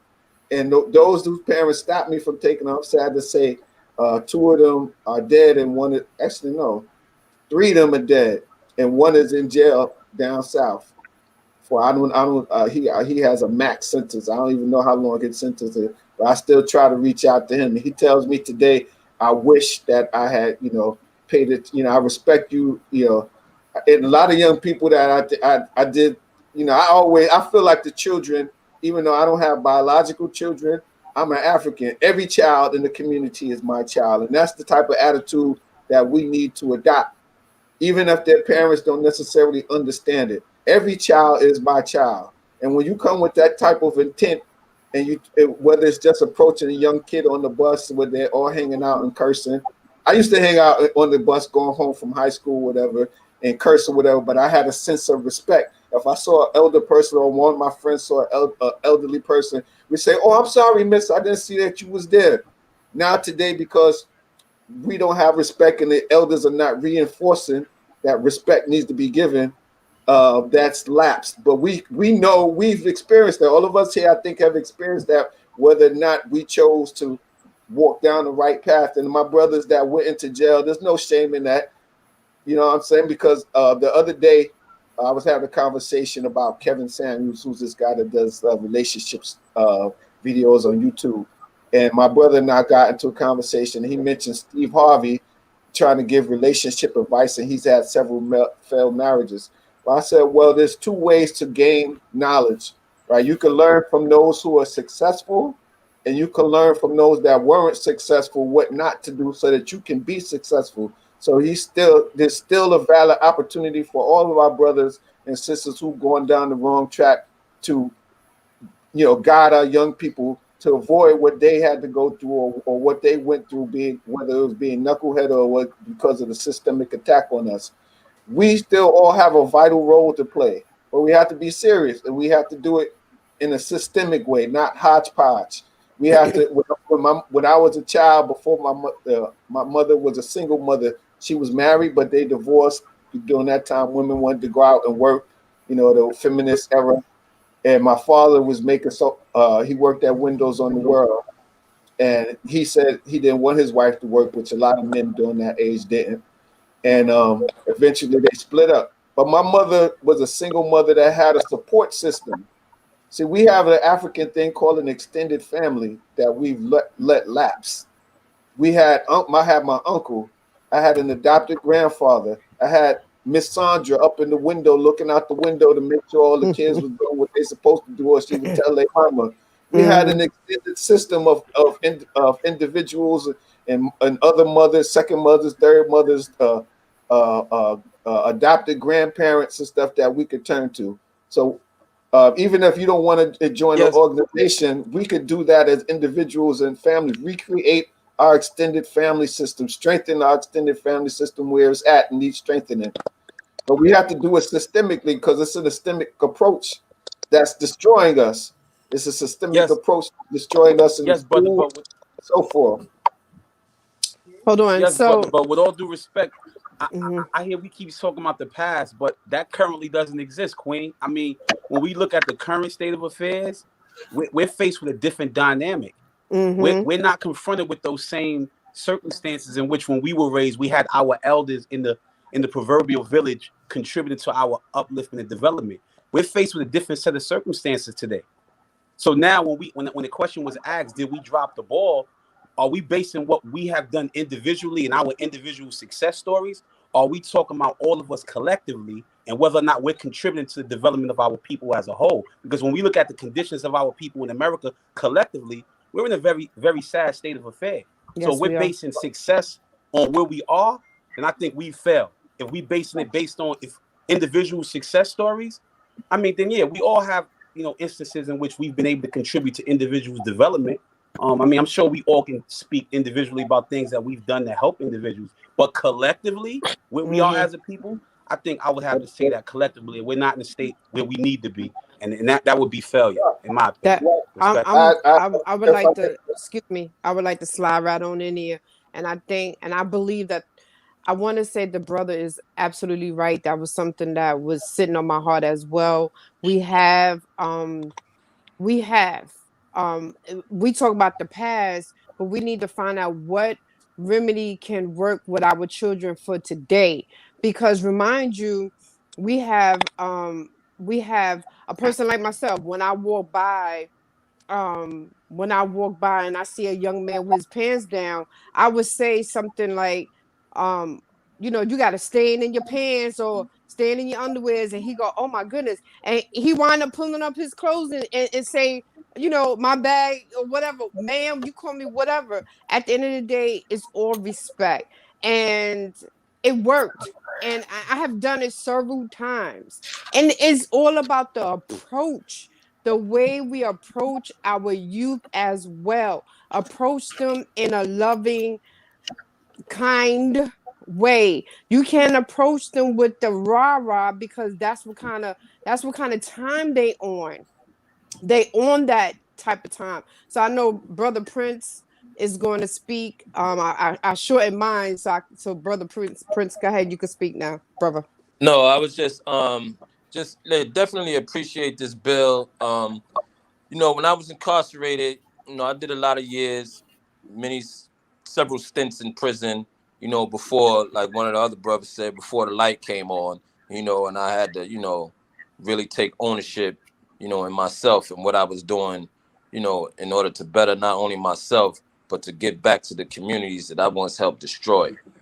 And so, yeah, this is really peace. Um,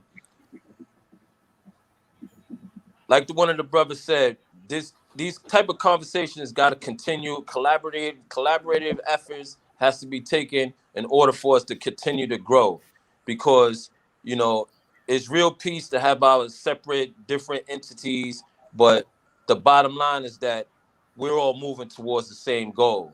Mm-hmm. So more collective minds together will have a much higher impact on the communities, all across the boroughs.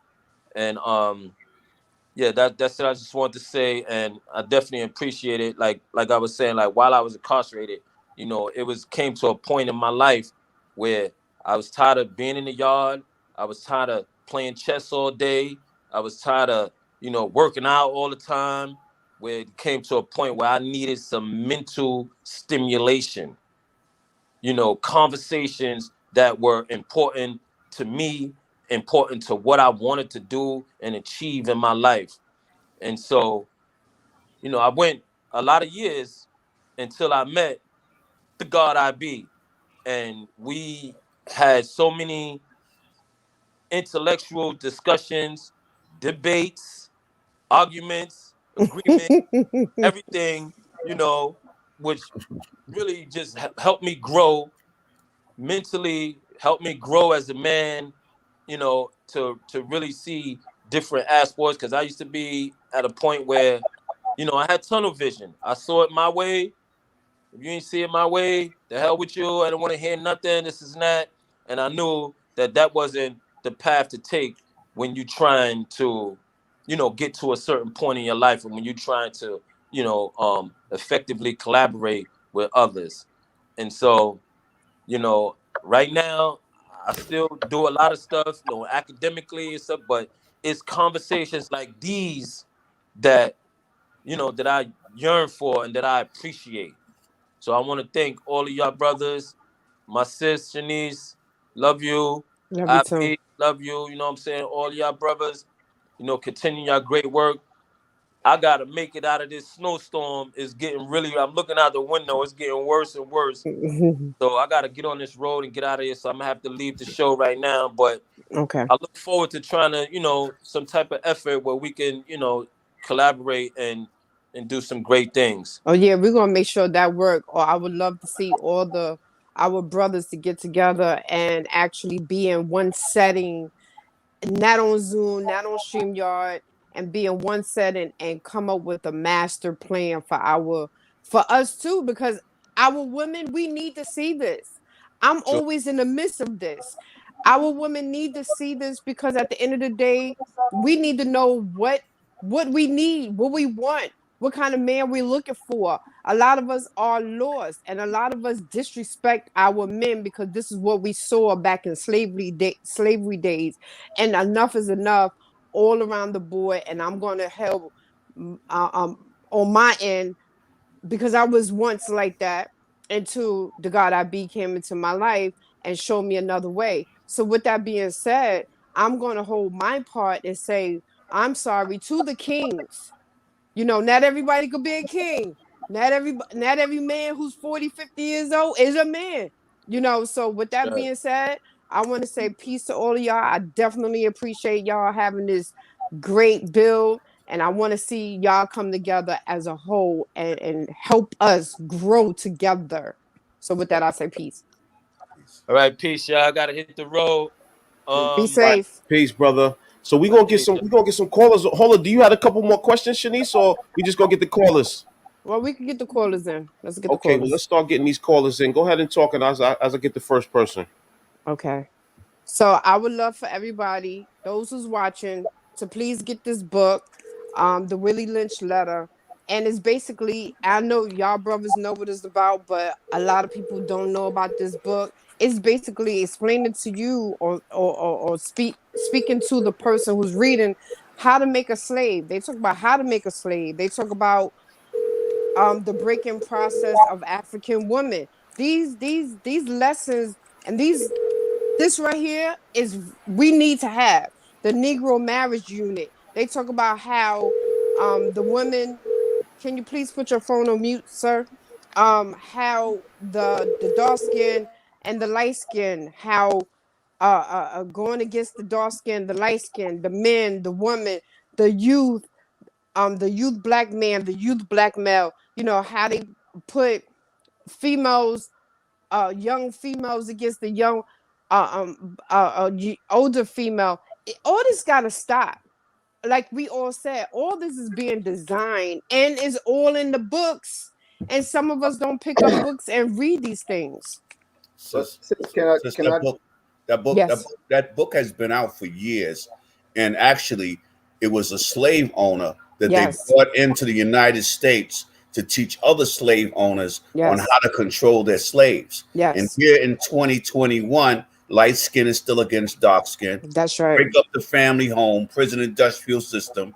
Don't allow your slave to read. We don't read unless listen. It has advanced so much that we still, even after reading this, we still live in the life of Willie Lynch. And that's Mm-hmm. what I meant when I said earlier by design. It's an That's right. easy read, it's a good read, and it's Mm-hmm. really clear to see. You know, when's the last time a family sat down at the table to break bread together? When's the last time that the grandson or the granddaughter sat with the grandmother or grandfather at their feet? When's the last time we read a book? And I'm Right. talking about on. This book has been out for years, Yes, I and have. we started with Naeem Akbar. Uh, read some of the stuff that he has written in terms of how it pertains to now. You know, Mm-hmm. it's so important that we wake up Mm-hmm. and stop sleeping at the light switch. That's right. Peace. We got our first caller, Hector Bourbon. Yes. Hello. Peace. Two blessings. Peace, brother. Peace, King. Peace. How y'all doing today? Can you hear him? Yeah. Good. Can you hear me? Yeah, we hear you. Oh, peace and blessings, beloved. How you doing today? Everything is good. Can y'all hear him? Speak up, Hector. I hear you. You Yeah, gotta speak up, I can Hector. hear him. I can hear him. All right. Go ahead, brother. Hello? No, yeah, I'm here. I just got in, so I missed a whole bunch, but whatever your brothers are saying, I'm listening, man. I'm listening. Oh, we thought you had a comment. That's why we let you in. No, because I was trying to get in, but whatever the comment is, man, well, I may be jumping ahead, I might be behind the eight ball, but if what your brothers is doing or what the whole conglomeration of melanated people is doing on Sunday, this is a good thing because we need to start communicating with each other because this whole social distancing thing is keeping us separate. So if I'm falling out of line with what I'm saying, I deeply apologize because I know I came in late. But if this is a meeting of melanated minds of black minds coming together to put a solution together for the dissolutions and resolutions that we need now, I'm listening and I'm with you.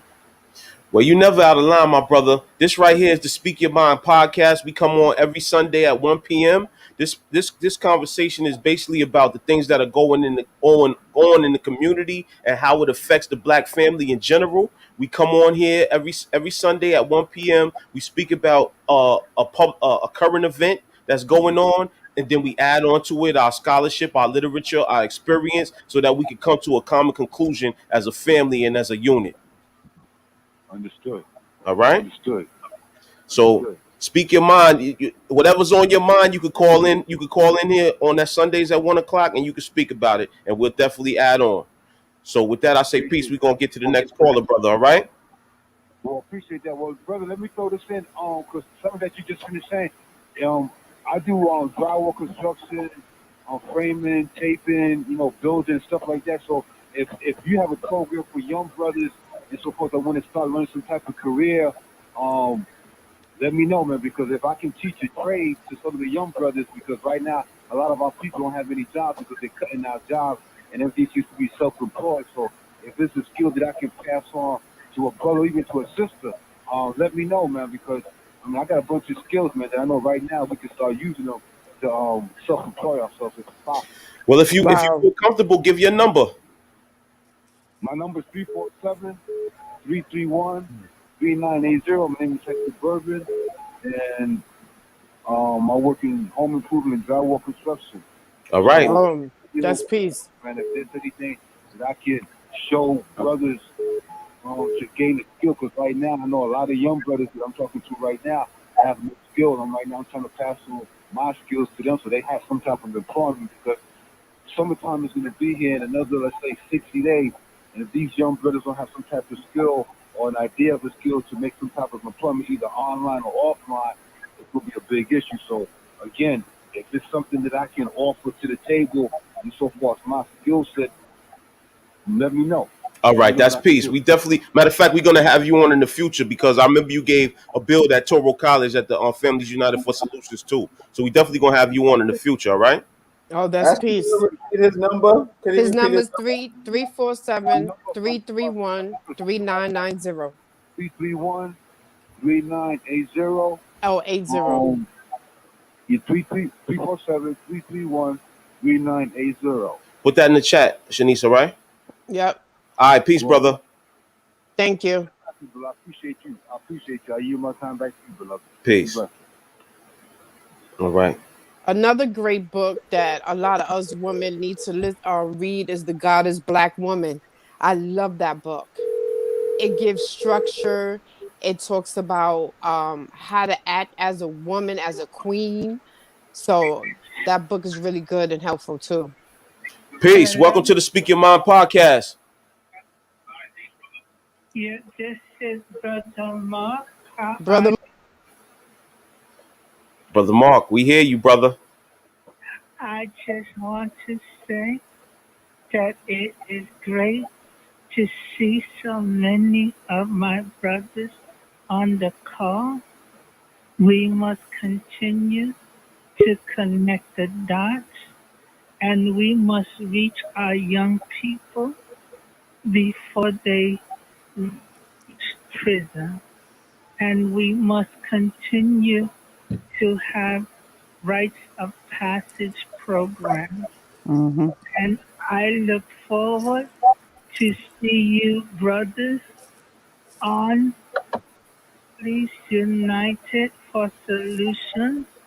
We have the God ID coming up. We have Brother Charles Mitchell coming up, and also Brother Billy Mitchell coming up on our platform. And I hope that we are able to get Brother Mychal Sledge on our platform in the near future. Peace, brothers and sisters. I love you. We love you too, Uncle Love Mark, you too. man. I want to see you soon. I haven't seen your face. That's one thing my mother always taught me. She said, listen, there's no place on this earth I won't go just to see your face. I said, listen, you don't have to come all the way up here to Dannemora. It's 5 hours, 8 hours away, whatever it is. She said, no, I'm coming up here because there's no place on earth I won't go just to see your face. And I want to see everybody's face in the near future. I don't want to Amen just to talk that. to you online or see you on a Zoom. So peace, my brother. Peace. Thank you. All right, we got somebody else. Hold on, let's see. Don't forget the numbers 347-331-3980 for anyone who want to learn construction. Mr. Mitchell, Mr. Reggie Mitchell.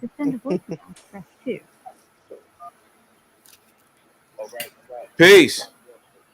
Peace. Peace. Peace. Peace. You live on the Speak Your Mind podcast. Okay, I'm live. Hey, this is Brother Reggie. How are you? Peace, How my are you? brother. Blessings to everybody. What's Peace. going on? Fantastic. You know, I'm loving it. And I'm also a little, just a teeny bit disappointed that I'm not on live with you guys. Absolutely. Listen, I'm seeing so many faces, man. The information is absolutely fantastic.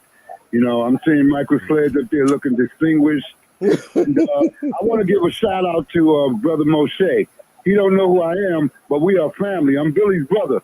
Peace and blessings, Moshe. Oh. Yes, indeed. Yeah, I know who you are, Reggie. Once you said Reggie Mitchell, I knew. I see that's Uncle Billy brother, man. How you doing, man? Yes, man. I'm so grateful for this kind of forum that's going on. You know, I know. You know, I raised 3 sons. You breaking up, brother Reggie. Yes, sir. So Yes, sir. just continue the good work. The Alli's continue the good work, Sister Shanice. Thank you. Ali, Peace. and I'll see you guys on the other side. Peace and blessings. All power to the Peace. people. Peace. Power to the people. So, Peace. you know, Brother Sledge mentioned about Black Lives Matter. So I want to say something about that as well. I totally disagree with, I agree with you, Brother Sledge, on the fact that Black Lives Matter was supposed to have been for the Black lives, but it turned another direction. Mhm. It wound up more of the Caucasian people out there versus us. Like at the end of the day, you had myself, We Are Phenomenal Woman, the CEO of for domestic violence, out there doing a march. You had TBS News out there doing a part of us as well. We was a part of them as well on what they was doing as well. We had Brother Sledge. So Black Lives Matter was already done. And like Brother Sledge, you mentioned way back in the day, they had something on the conscience. So just because they put black on top of everything, we just jumped and gave them a little bit more, as my husband say, give people that extra boost. No, we was already doing the work. Mhm. So should I put Black We Are Phenomenal Woman on top? You know, TBS Black, TBS, so that way we could have the credit. You understand what I'm saying? Just recently on the news, they had Black and brown people need to get the vaccine down on 14th Street. But guess who was holding the signs? The signs was held by the Caucasian people. What are we doing? We allowing them to get too much, like my husband constantly tell me, we giving them too much power. Sis. Pimping is not easy. Right. Okay, and Right. I'm saying that, no, seriously. Mhm. Look at Netflix, Amazon, Hulu. Now all of a sudden, because of the pandemic, you got black spelled out movies, shows to watch. Okay, but who's paying for it? We don't realize our own personal value, but the value of our dollar. But now you want to tag me, or tag my name, or tag my imagery. And I love what my brother shared with the African and who we are. I don't care if you call yourself a Moor or African, but you got us canned. I mean, literally canned into this Black Lives Movement, which we've been living and breathing this all of our lives. So now all of a sudden in 2019 and 2020 and 2021, my lives matter. What does that say to you? But most of all, what does that say to me to accept this and allow this? Right. And not buy into it? Black History Month. Really? Every day is history. Every day. So we got a caller. We got a caller right now. This is Brother Robert Hart. Brother Robert Hart in the building. Peace. Hello, family. How's everybody doing? Peace. Peace, Robert. Was having trouble getting on in the beginning, and now it seems like I lost some of what Brother Mychal was saying. But in any effect, I did hear Shanice speak on Brother Alli saying that we give them too much power. And that's a constant. We give them too much power. We don't recognize our own power. We have to get this thing together. Those of us that do see it, we have that obligation to make it more aware to others, to our people. We have a lot of power, and we're not using it. We're not stepping up. We're constantly staying. As Brother Mike always says, doing nothing is an action, and it's the worst action that we can take. We have to do things to change our situation, to make it impactful for us, and to make it more valuable to us. We have to understand that. We've been so used to allowing the oppressor or the system to take care and step in and do things for us. We got to get out of that. We have to. That's peace. That's peace, brother. Thank you for calling in today. And we definitely looking forward to Black History Month. Who you have tomorrow? Tomorrow we're going to do a brother Billy Mitchell. Mr. Apollo is going to speak on the history of the Apollo Theater. That's excellent. I'll definitely be tuned in for that.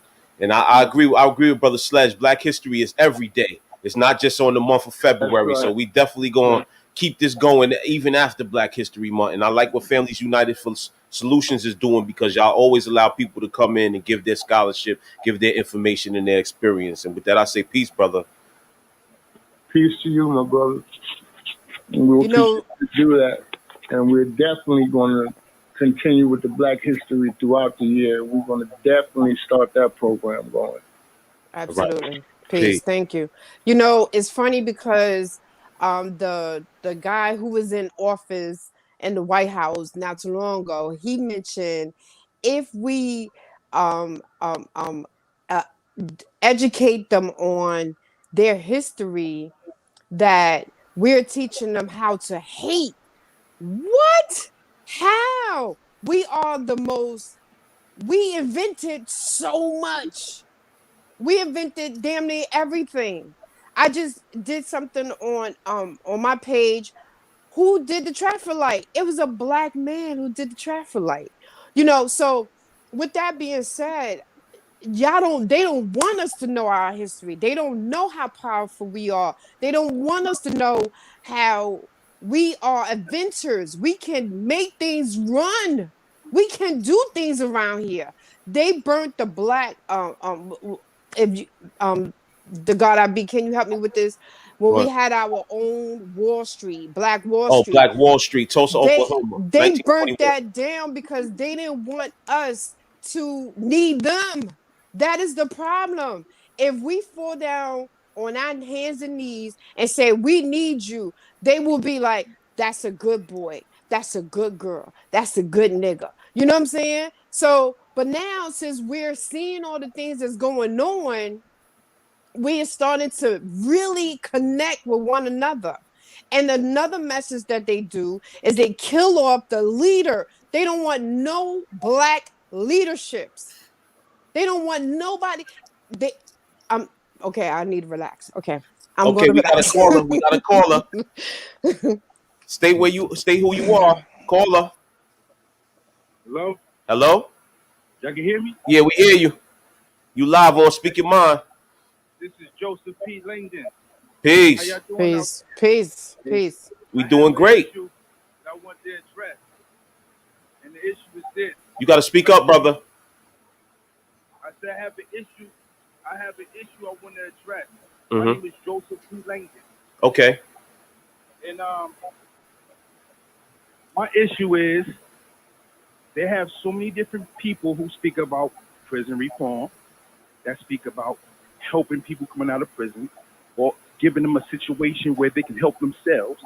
But then when we come out and we do things that's effective, all the people that's supposed to support it, they don't. The thing I'm trying to get people to understand is that when we coming out of prisons, long-term incarceration, short-term incarceration, whatever form of incarceration, you have to understand this guy is coming out who has plans. And once we accomplish these plans and we don't have no one investing in the plan that we have, what happens is the people that's incarcerated coming home after us, they already lose hope. Because they say, hey, these guys with all the working still don't believe in what they're doing or have no one supporting what they're doing when what they're doing is very positive. That's a great Being point. more proactive versus lip professing. And I just want people to know that we need people in the communities to support us because we're going back to those communities. We're going back in there where your grandchildren are, where your sons are, your daughters are, and you want to at least give us a fighting chance, which means the village got to rally behind us if we're doing the right thing, and then we push it forward. So that's the spread. And then from there, that's the blueprint, and everybody else coming out of jail will see that they have a fighting chance before they even get out. So, everybody just come together and support the inmates coming from the prison. That's all I'm saying. I definitely support. Definitely support that dope. message. That's truth. That's That's so truth true. right there. Because the sad thing is, my brother, is that we go and we try to support, myself and my wife. We try to support as many people as possible. And in a lot of these forums that we have been going to, it's been like the same 25 Same people. going to the same different forums. Where's everybody else in the community coming to these forums? And it's really sad because we'll have people that'll lash out and say, oh, well, this is happening to my wife, or this is happening to my sister, my daughter, this, or whatever's going on in the community. But when it comes time to do something about it and to be in the forums when people is talking about having solutions and ways to prevent these things, they don't show up in the numbers that they do to complain. Exactly. That's so That's true. the problem, Wow. that I believe is need to be rectified. Instead Mm-hmm. of just saying what we're going to do, when you see someone investing in himself without asking for a helping hand or anything like that, he's working hard and he's putting the work in. Then the people that we know and the people who we don't know that support any form of reform, support them, brother. They should spread the word, or that sister, they should spread the word about whatever good work they're doing. You know what I'm saying? So that each one teach one, share these things so the village. That's right. We got to put the food on the plate. We can't just expect everybody to know where the food is at. Right. Take them to the food. So, Right. that's what I'm saying. That's peace. That we just got to come together in uniform and support each other. That's it. I like That's that. peace, brother. I appreciate that because, like my husband said, that is so true. Let me tell you something. Another thing that we start doing is we might not go into the church and give our tithes to the church or the pastor. Mhm. You know how we sow our seeds and give our tithes by giving to organizations. No doubt. It could be $25 each month. Him and I will put, okay, I'm gonna put 25 on. Okay, so that way, that's our way of putting our money to an organization that we all struggling. We all are struggling. But by me doing that, it's like it will come back to me as well, and it have. And I definitely appreciate everybody who definitely give to We Are Phenomenal Woman. However, that's my way and our way, his way and my way of giving back to the community. So that's another thing. Mm-hmm. Makes sense. Peace, brother. Thanks for calling in. All And right, I peace. see your information in the chat. I'm gonna put it up there.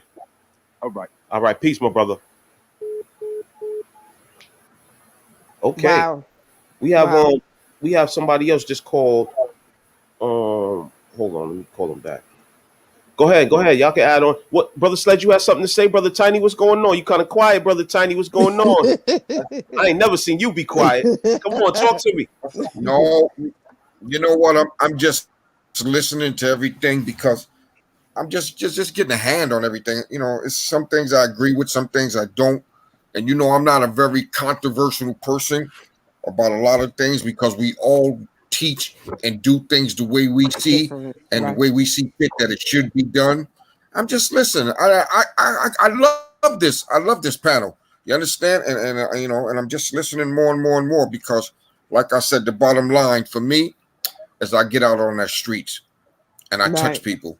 You understand? Hands on, because you know, and so many brothers, you understand, part of this conversation, you understand, coming home or with the program, Brother Sledge and them, they got hands on. They're doing fantastic things.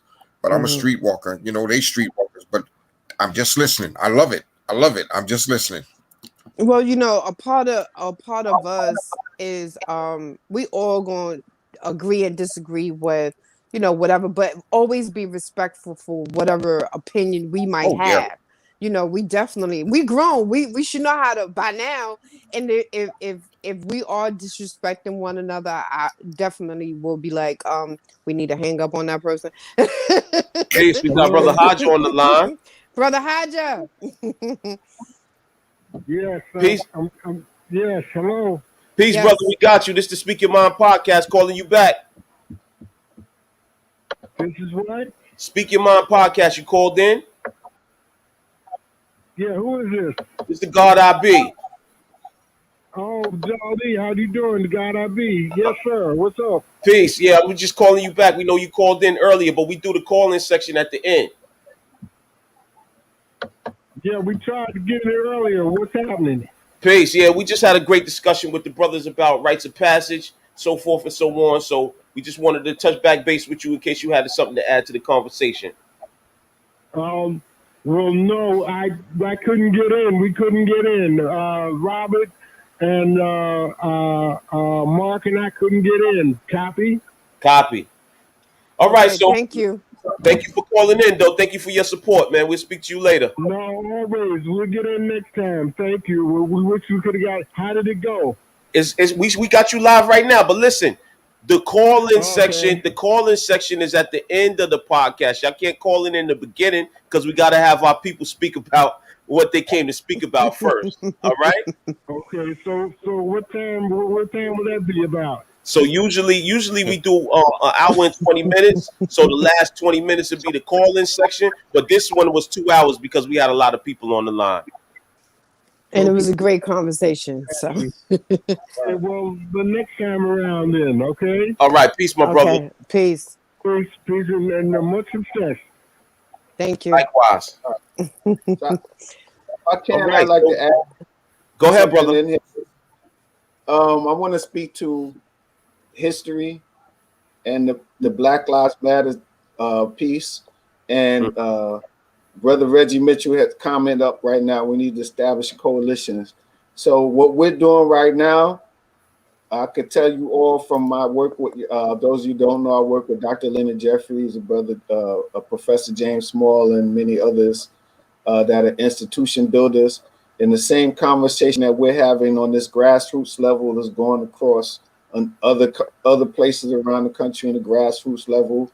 Is going across here on the grassroots level. Brother A.T. Mitchell with Man Up here in East New York and Brownsville.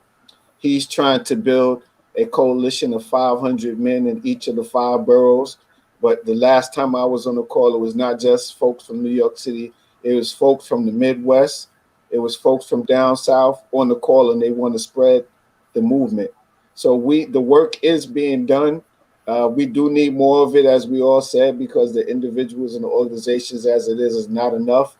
Because we have, on every block is our children. So on every block, there needs to be some kind of, again, systemic approach to this. Some of us, like the brother that called in, may be able to offer services to train these young men to learn some skills. I learned skills from my adopted grandfather.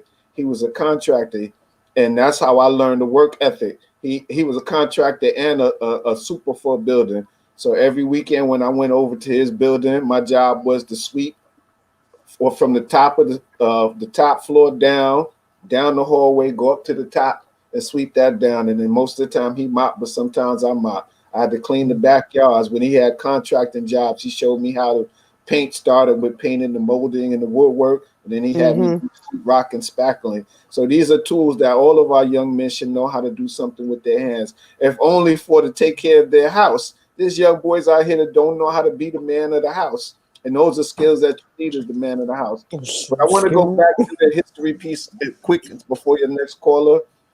That book that you mentioned about Willie Lynch, that came out when Dr. Clark was still alive, and he had, and I have contention with it because the language is not consistent with the language of that time.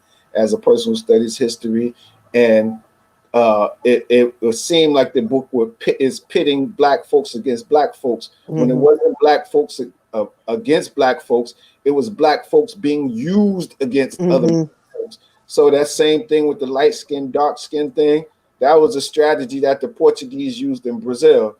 They had the men come, in those days when they sailed, women didn't come first. So it was a bunch of Portuguese and Africans and the indigenous people of Brazil. And those Portuguese had children with the women in the area.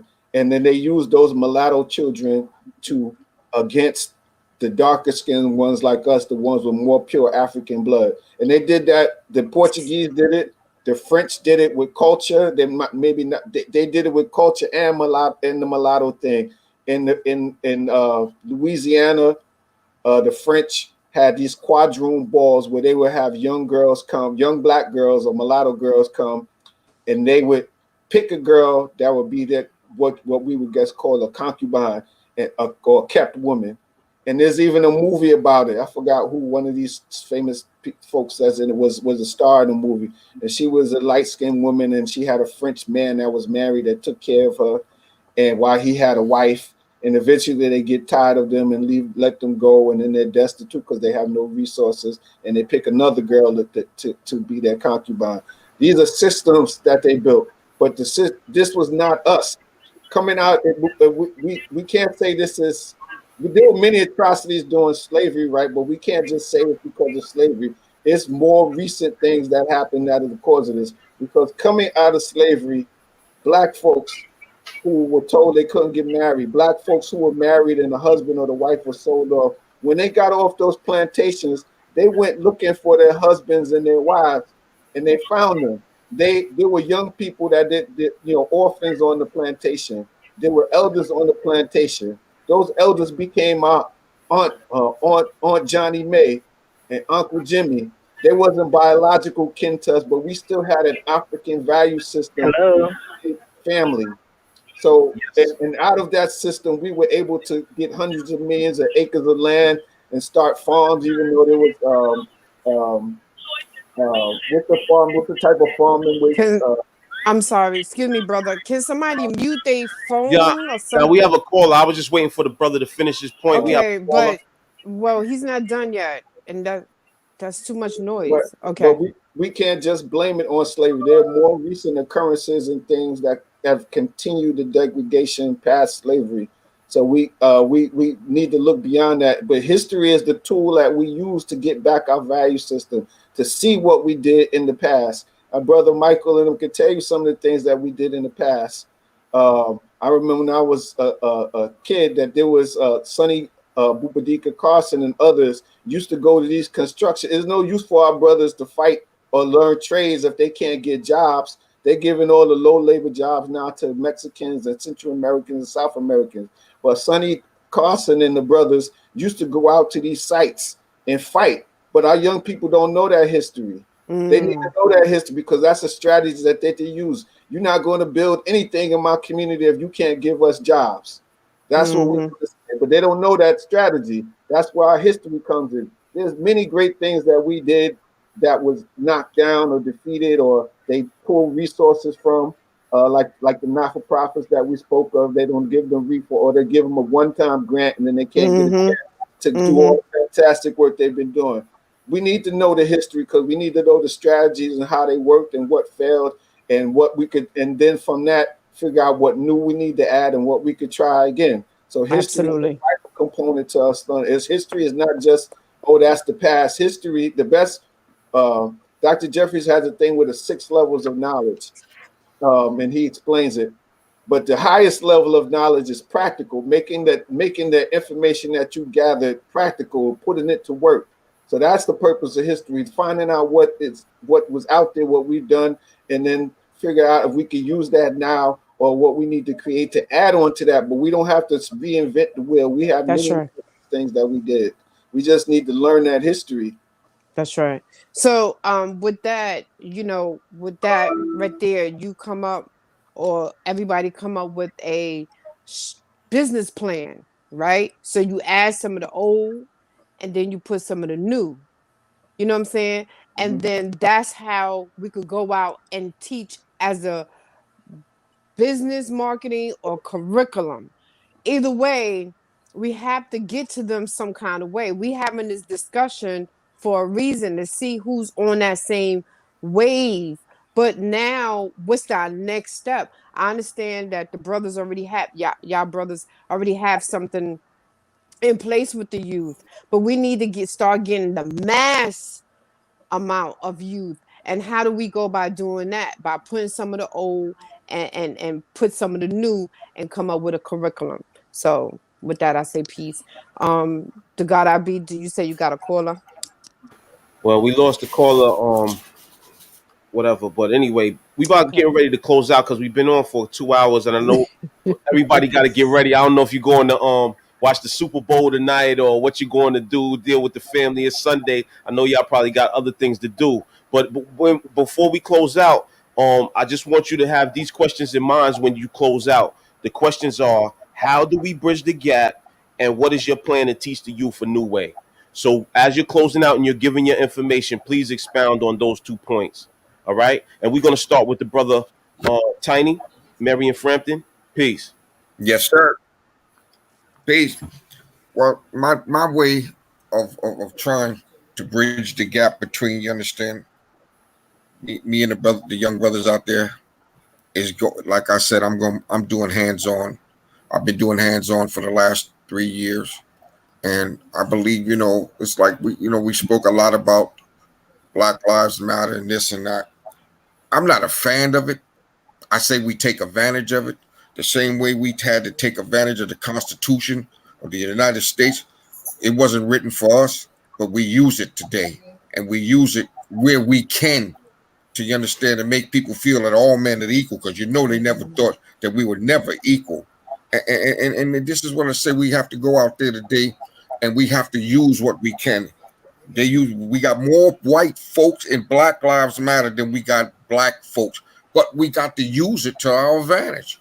We have to use it, because right now, I believe we out there fighting Black Lives Matter, but we have to have Black Lives Matter in our educational system, on the streets, in the streets of our cities, and as a former gang member, former drug dealer, former drug user.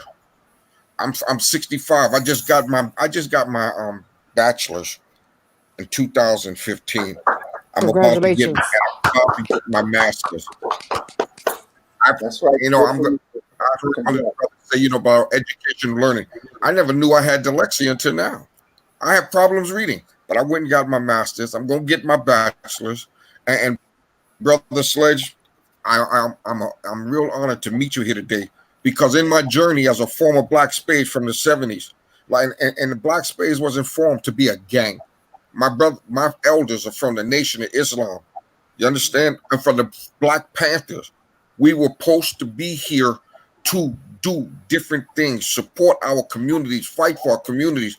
You understand? But one way, it went to another way, and it went a different way. So this is why I brought, my organization is TBS New Direction. You understand? The Black Spades in the New Direction is because I want to show what we were supposed to be, just like the Bloods, the Crips, and so many other street organizations. They wasn't formed to be gangs or violent. They came into existence to do different and better things. And I'm hoping and praying that I can do these things. And like I said, I don't agree with a lot of things. I see things different. But my thing for TBS New Direction is hands-on. Brother Robert and them called in, and they were late. Them brothers hooked me up to where next week I'm going to meet with brothers out of Harlem on 128th Street. Because you know what? Like I said, It's about them giving pride and love for their community. We sold drugs, but nobody in our community got robbed. The Black Spades, I'm from the South Bronx. When the police came in our neighborhood, they knew who was the problems was, and they knew who was taking care of the community. They didn't come to us to hassle us. They came to us and said, "I cut that out," because they knew it was only one organization. And these brothers and sisters don't have that sense of pride. They don't have the value. And in reality, we all put it in different ways that we want to express it. They have no idea of the reality of the value of life. And we're going out next week to sit down with a bunch of these brothers. You understand? Not just any brothers, but brothers who make decisions in these neighborhoods. And we have to get a lot of our young brothers with the older brothers together so that we can sit down and have the discussions about the value of life for our children and our women. And like I said, it's a pleasure being here. And I thank you guys for having me here. But these conversations must keep going forward, because no matter how much work we put in, the different organizations that's out on these streets, there's a lot of different brothers and sisters who's not being reached. We can only reach a certain amount of the massive, but there's so many that's not. So I applaud each and every one of you, and I thank you, brother and sisters, my brothers and sisters, for allowing me to be here, because even at my old age and my arthritis, I still got a lot to learn. Thank you. With that, I say peace. Brother Sledge. I want to thank the King and the Queen for inviting me, and I get kind of shy with organizations. I do in doing this work, and I hear the collaboration. I heard the brother, about not being the community not surrounding him after coming home after being incarcerated and doing things. Like I said, I've been in a battlefield for over 20 years, over 25 years, right? And I share that because in 21 years of Sledge Group being a nonprofit, we've touched thousands, and I emphasize this a lot. In 21 years, we ran a totally free mentoring, tutoring, parent support group. And my doors are still open, but they're not packed. They're not packed. They're not packed. I may average 25 in the Sisters United and 25 in the Real Men. We've expanded on a virtual platform where a young man just signed up from Detroit. I have young men in Canada. I have young men in West Virginia. And I share that because the cavalry's not coming, but our community, I question who really wants help. Who really wants help? I don't know if anybody knows this. 43,000 public school children dropped out this year in the pandemic. 43,000. Wow. In the 5 boroughs. I'm not talking charter schools. I'm talking public schools. Public schools. Mm-hmm. How many are children that are learning trades that can't read or write? Mm-hmm. Can't read a contract? They don't know the difference between 100 or 1,000 or 1,000,000 if you hand them a check. I'm on every social media platform. I've been funded once in 21 years. Fully self-sustained, fully, and I say I've been shy because there's too many that I've seen fly-by-night programs that go for the money, for the salary, and when the banks say no, and the Wall Street crash or the pandemic, there's no more organization. And you know what? That's doing a disservice. That's doing a disservice to the community, and that's doing a disservice to the kids. So I'm really kind of shy in my own way in terms of, if it wasn't for I Be God and you, Queen, I wouldn't be on here. I'm tired of talking. I'd rather spend the time with the parents and with the children than sit on a podcast. I already have fame. I already have glory. Mhm. I don't need a photo op. Right. Mhm. But I need some communities. You're gonna be in Harlem on 128th Street, and if you hit St. Nicholas Projects, tell them look up. That's my nickname from martial arts. Look up. Look up. Has a free mentoring program. Bring your child here 13 to 18. And I'll take them a little older and a little younger, and it's free. If your kid is struggling in any subject, free tutoring on virtual platform. Parent support group, free on the virtual platform. But I'm listen, I used to have long hair. I'm tired. I'm tired of the chit chat and the conversation. Roll up your sleeve. If you really want some help, the help is on this call right here. There you go. There you go. So you and know you're what? right. And you're right. The black spades, it was about family back then. Right. We protected the elders. The kids and women were protected. So listen, every social media platform, Sledge Group, Mychal Sledge, reach out. And again, King and Queen, I thank you. I thank you sincerely for what you're doing. And as a power couple, it speaks volume in terms of leading by example. Thank you. Blessings. Peace. Thank you so much. So you know what I would love to do? I would love for us to come up with some brochures and my husband and I, we would meet up with people. We got other people got cars, we got a car, and we just post it. Let's start posting them. Let's do the old school way. Let's just start tape, post. That's how I was able to do some of the stuff that I was doing too, by posting our stuff. Because at the end of the day, how do we know that that you are here? You know, and I mean, I'm willing to do that. Let's come up with a brochure, or let's come up with a flyer, and let's just post as much as we can, and let these youth know that you are here, that you are available. You know, let's do that. Maybe we need to get back to that. I mean, the old school way. The old school, I used to walk down the street and go, read everything. What's this? What's that about? You know? Since that's how we feel about doors open for 20 years, I pay the children, the young men and the young women who have a certain average in school to hand out flyers. We got brochures for 20 years. We got flyers. The pandemic, for me, is not about putting anybody at risk by posting and handing out flyers. That's just where I'm at right now. I've lost too many within my organization and within my family from this virus. I know, yeah. So we fall back. But again, everybody's on a cell phone.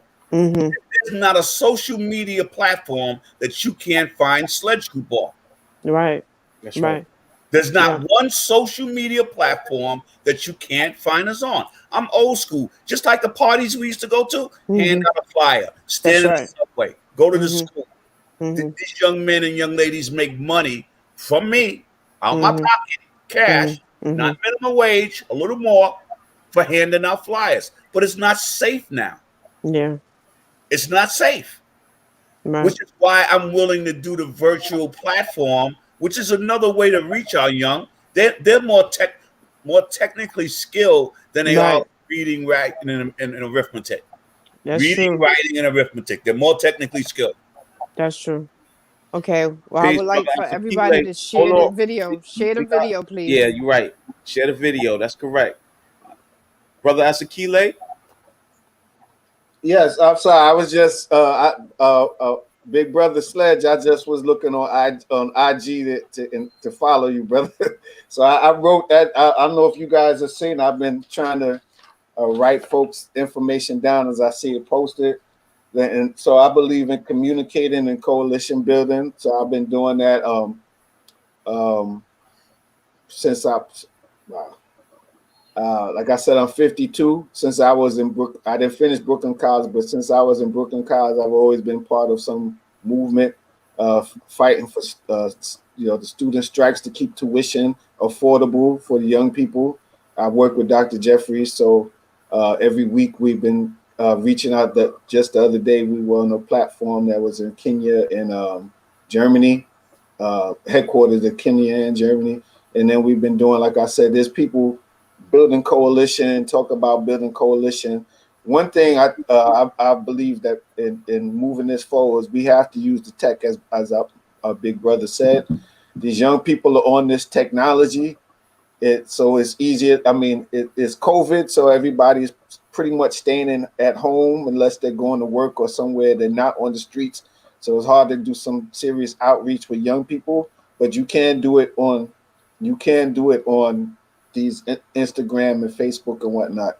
So I advise everybody that can to use it. Use the Zoom. It's not easy trying to get people to do the work. Is not easy. I wanted to ask Brother Sledge. I'm sorry you had the folks in your organization passing, but my experience with working with coalitions is like, especially I've been trying to build the Rites of Passage for the last few years, starting from when my brother was the age of what we consider for Rite of Passage. But it's hard to get other folks the older brothers to commit consistently. They might say I could come in this week, or they could teach on health or something, and then what you need, these young people need a presence in their life consistently, even if it's once a week, just talking on the phone. That's what big brothers, big sisters do. But I'm undaunted. I'm gonna still keep doing what I do, whether I have to because I have no problem like the sisters do walking up, because I approach them with love and respect.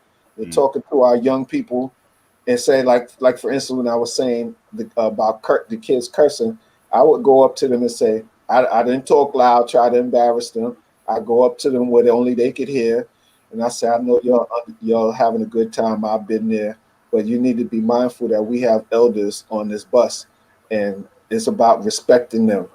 And they take what I say because I give it to them with love. I'm not trying to embarrass them or dehumanize them. And that's the approach that we all should have in dealing with our young people. Respect gets respect. When you respect them, they will respect you back. And they know where you come from. And if they never see you again, years ago, I was in Lord and Taylor. A young lady was in there shoplifting. And I'm going to tell you the truth. I shouldn't have did it, but it was a black young lady. I slapped her. And when I slapped her, I said, how dare you bring dishonor on your family? And the young girl started crying. And then she saw me in the street years later, and she said, I remember you. You were the guy. It was Daffy's, the store Daffy's or 18. Now, we have to treat these young people like don't just beat them to be beating them. Beat them with love, and then not to leave whelps or whatever, but to make a mark in their hearts and in their minds that there's somebody out here that cares for them. And when I say be, I don't just mean physical. I mean talking to them, chastising them out of love when they need to be chastised. Let them know that there's somebody that sees them, that knows that they're valuable and that they should be doing better. The elders say, when you know better, do better. We have to remind them that every chance that we get. But I'm going to keep building with y'all. I'll be working with Brother Robert Hart. I have 2 sessions for Black History with him to present again. And I actually made a presentation for today. I didn't know it was going to be a group thing, so I'm going to talk to him to see if I could do that extended presentation on Rites of Passage from the African tradition as well, and add another session. But I want to be there for that. Yeah, definitely. Thank you. Peace. If we family, thank you all for the work you're doing, and especially you, Queen. I love seeing a powerful Black family together doing that work. Peace. Yo, my brother, I might want to hit you up, and we could do just a conversation with me and you where you could share your PowerPoint about that Rites of Passage situation. All right, we can set that up for later in the week or whenever you're ready. All right. All right. Yes, because I didn't know it was going to be a group thing. I stayed up all night working. You can always do it. You can always do it. So tell me a day this week you're available, and we'll do it. But we'll talk about that offline. All right. All right. And Baba Mychal, I really appreciate your consistency. You're a big brother that I wish I had in my life growing up, brother. I appreciate you. I appreciate you so much. All of you, my young brother, my Muslim brother. Assalamu alaikum to you, brother, and stay on the path. You found your path now, so keep on it. You know what you got to do. Well, speaking of my brother Moshe. Wa alaikum assalam wa rahmatullahi wa barakatuh. Yes, my brother. Yes, Abi. Go ahead, add on, brother.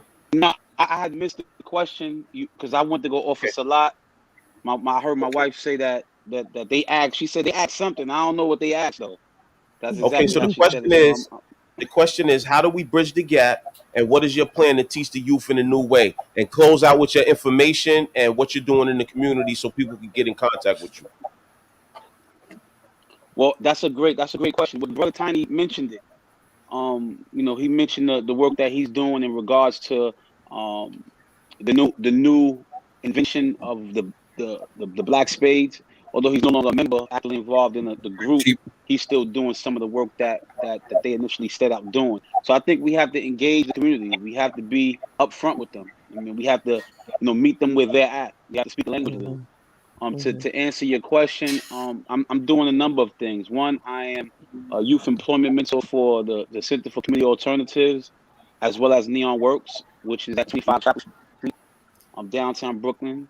All right, that's what I do professionally, where I help youth that are impacted by the criminal justice system. I help with their employment. I help connect them with external resources that can ultimately empower them. In addition to that, I am CEO of Conscious, along with my wife. We are co-founders and CEOs of our company, Conscious Mind Ventures LLC, and what we do is we help to encourage the youth who are so-called at risk. We help encourage them to make the possible moves that they, the best possible moves that they can make on their proverbial chessboard, so to speak. The importance of making the best moves that you possibly can make is significant. And what we try to do is we try to, motivate them to make the best possible moves that they can make. I'm still actively involved in, obviously, where I just came from, which is the penitentiary, meaning that I'm helping individuals with higher education in prison. So I'm involved with that aspect of it. I'm currently engaged with the steering committee of trying to help bridge the divide between the outside and inside, to help those of us who are out here reach back to help individuals who are trying to help better themselves, and take advantage of the college programs that they have in there, or if they don't have college programs in there, to do everything in our power to try to get college programs set up on the inside, because we know that with higher education comes lower recidivism, and we empower our men and our women to come back out to society to be more productive members. Since being released in September, I'm currently enrolled in college now. I'll be graduating in May with my associates. And then I'll be able to move forward with my bachelor's, my master's, my PhD. So I've been very, very, very active in that regard. As far as reaching the youth, we have to touch the youth, man. We have to go where they are at. We have to learn their language. I have a 16-year-old daughter, so I try to listen to all the hip hop stuff. I learn all the words. I want to know exactly what they're saying. So sometimes we gotta basically, in order to reach them, you have to know who they are and speak their language. If not, they don't look at you like you got tennis. So that's definitely something. And my wife is sending me, looking at me. I don't know what this is. This is a coded message. I don't know. Anyway, pressure on you. Yeah, that's the queen. The queen is always making. I did not mention. Yes, Shanice, that's right. That's why y'all did. I love y'all for that. Y'all is powerful. So I did not mention our podcast, Conscious Moves. We went through a pilot phase. We went through 10 episodes. It could be heard on Anchor, among other Apple Podcasts. We went through a number of pilot episodes, and we just basically wanted to fill out that process to see what that was about. And the hope was that we would galvanize the community so that they can hear our message. But now, since moving on from there, we're gonna basically, we're about to go to that YouTube thing so that people can actually get a feel of who the person is. I'm going to be working with individuals who are already involved in that realm. Individuals like my brother who called in, Joseph P. Langdon. My other brother, Mel Cross. Individuals who already have a presence out there. Those who don't have a presence out there, like my brother Mike B. Individuals who are already involved with that particular technology, that forum. And we're going to basically using our collective voices to try to engage the youth, particularly those individuals who are currently caught up in the gang subculture. Like you elders, I was a part of the blood movement for 18, 19 years. I was deep in it. I was caught up in the culture. So I'm very, very familiar with the nuance of it, the lingo, the whole thing associated with it. So I'm going to do everything in my power to try to raise as many individuals who are caught up or entangled within that process. I sent my info, my work info there. I have all of my, I gave you guys my, my personal information, my professional information. My business information, I put it in the chat. You can, my IG is Conscious Mind Ventures. So just basically reach me, man. I want to work with you guys. I look forward to moving forward and work with you guys in the future as well. Ooh, that's peace. Thank That's a you. super piece. Most Can you definitely. imagine if we Thank had you. a Peace, brother. building? If we had a building and each floor would be the We TBS, we we Mychal we be Sledge, lit. We be ooh, lit. what? Michael With Sledge. it. Ooh, Listen, Michael Sledge. That's my brother right there. Let me tell you something, man. I love this brother. Since coming home, man, I reached out to Michael Sledge, and it's like Allah put this man in my life. It's like my whole life got better out here in these streets, right? that's what's So, up. to my brother Joseph P. Langdon's point, there are individuals in the community who, when you do come home from prison, when you do make the connections and reach out with them, they are empowering individuals. So I want to thank Allah subhanahu wa ta'ala for putting me in a position where he has connected me to individuals like Mychal Sledge. And, from our initial encounter, it has been beautiful. So I'm just thankful, man. In fact, he was the one that told me, make sure you tune in this Sunday at 1:00. Wow, So that's when what's El up. said that, I checked in. I All due, don't have all no due other, respect. no other Wow. obligation. Peace. There you go. You know what I mean? Thank you. That's So peace. Wow. you're welcome, sis. Thank you all. Thank you all. So I just want to say, thank you to all of you that came on today. My brother Marion, Frampton, Tiny, my super brother Mychal Sledge, my brother Asukile Mitchell, and my brother Moshe Canty. I really appreciate you brothers coming on. And to the brothers that's not here no more, Prince Rondu and somebody else came on that's not here no more. It's slipping me right now, but I really salute y'all. Thank y'all for coming on and adding on to this situation because we have a dire situation in the community and nobody's gonna do it. All we got is us.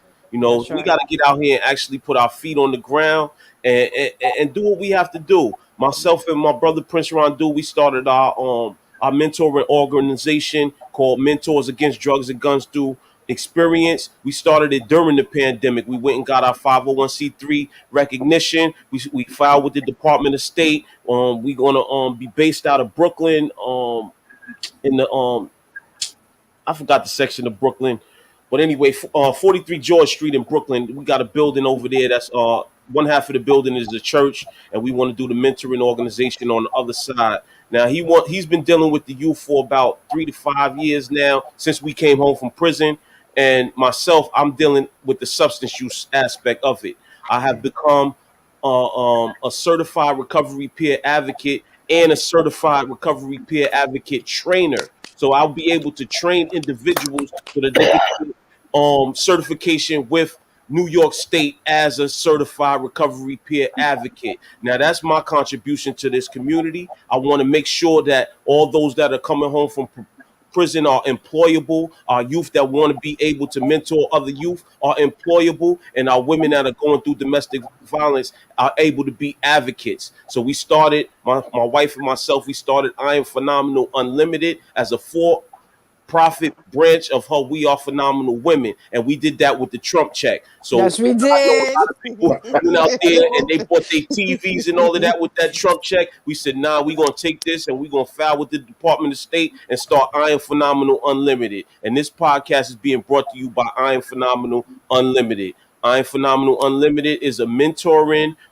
It's also we dealing with helping people to figure out exactly what their business is and how they could basically grow that business and have a vision for their business. Also, I'm Phenomenal is also doing training as far as I said with the SERPA training. We're training people to become advocates for domestic violence. We're also doing anger management. We're doing various trainings under that banner. And we're also doing consulting for the different agencies out here who want to know more about how they could become better advocates for domestic violence within their organization and how they could work with people who deal with substance use, mass incarceration, and so forth and so on. So that's Yep. what we're basically doing. And we're gonna keep it moving, man. I'm happy to have my brothers. I'm happy to have my brothers when I call on them. Y'all didn't have to come, but y'all came and y'all spent y'all Sunday with us and y'all added on, and this was a great conversation. And once again, I want to say that I salute you. Peace. Listen, I thank you, brother, for having me, my brother.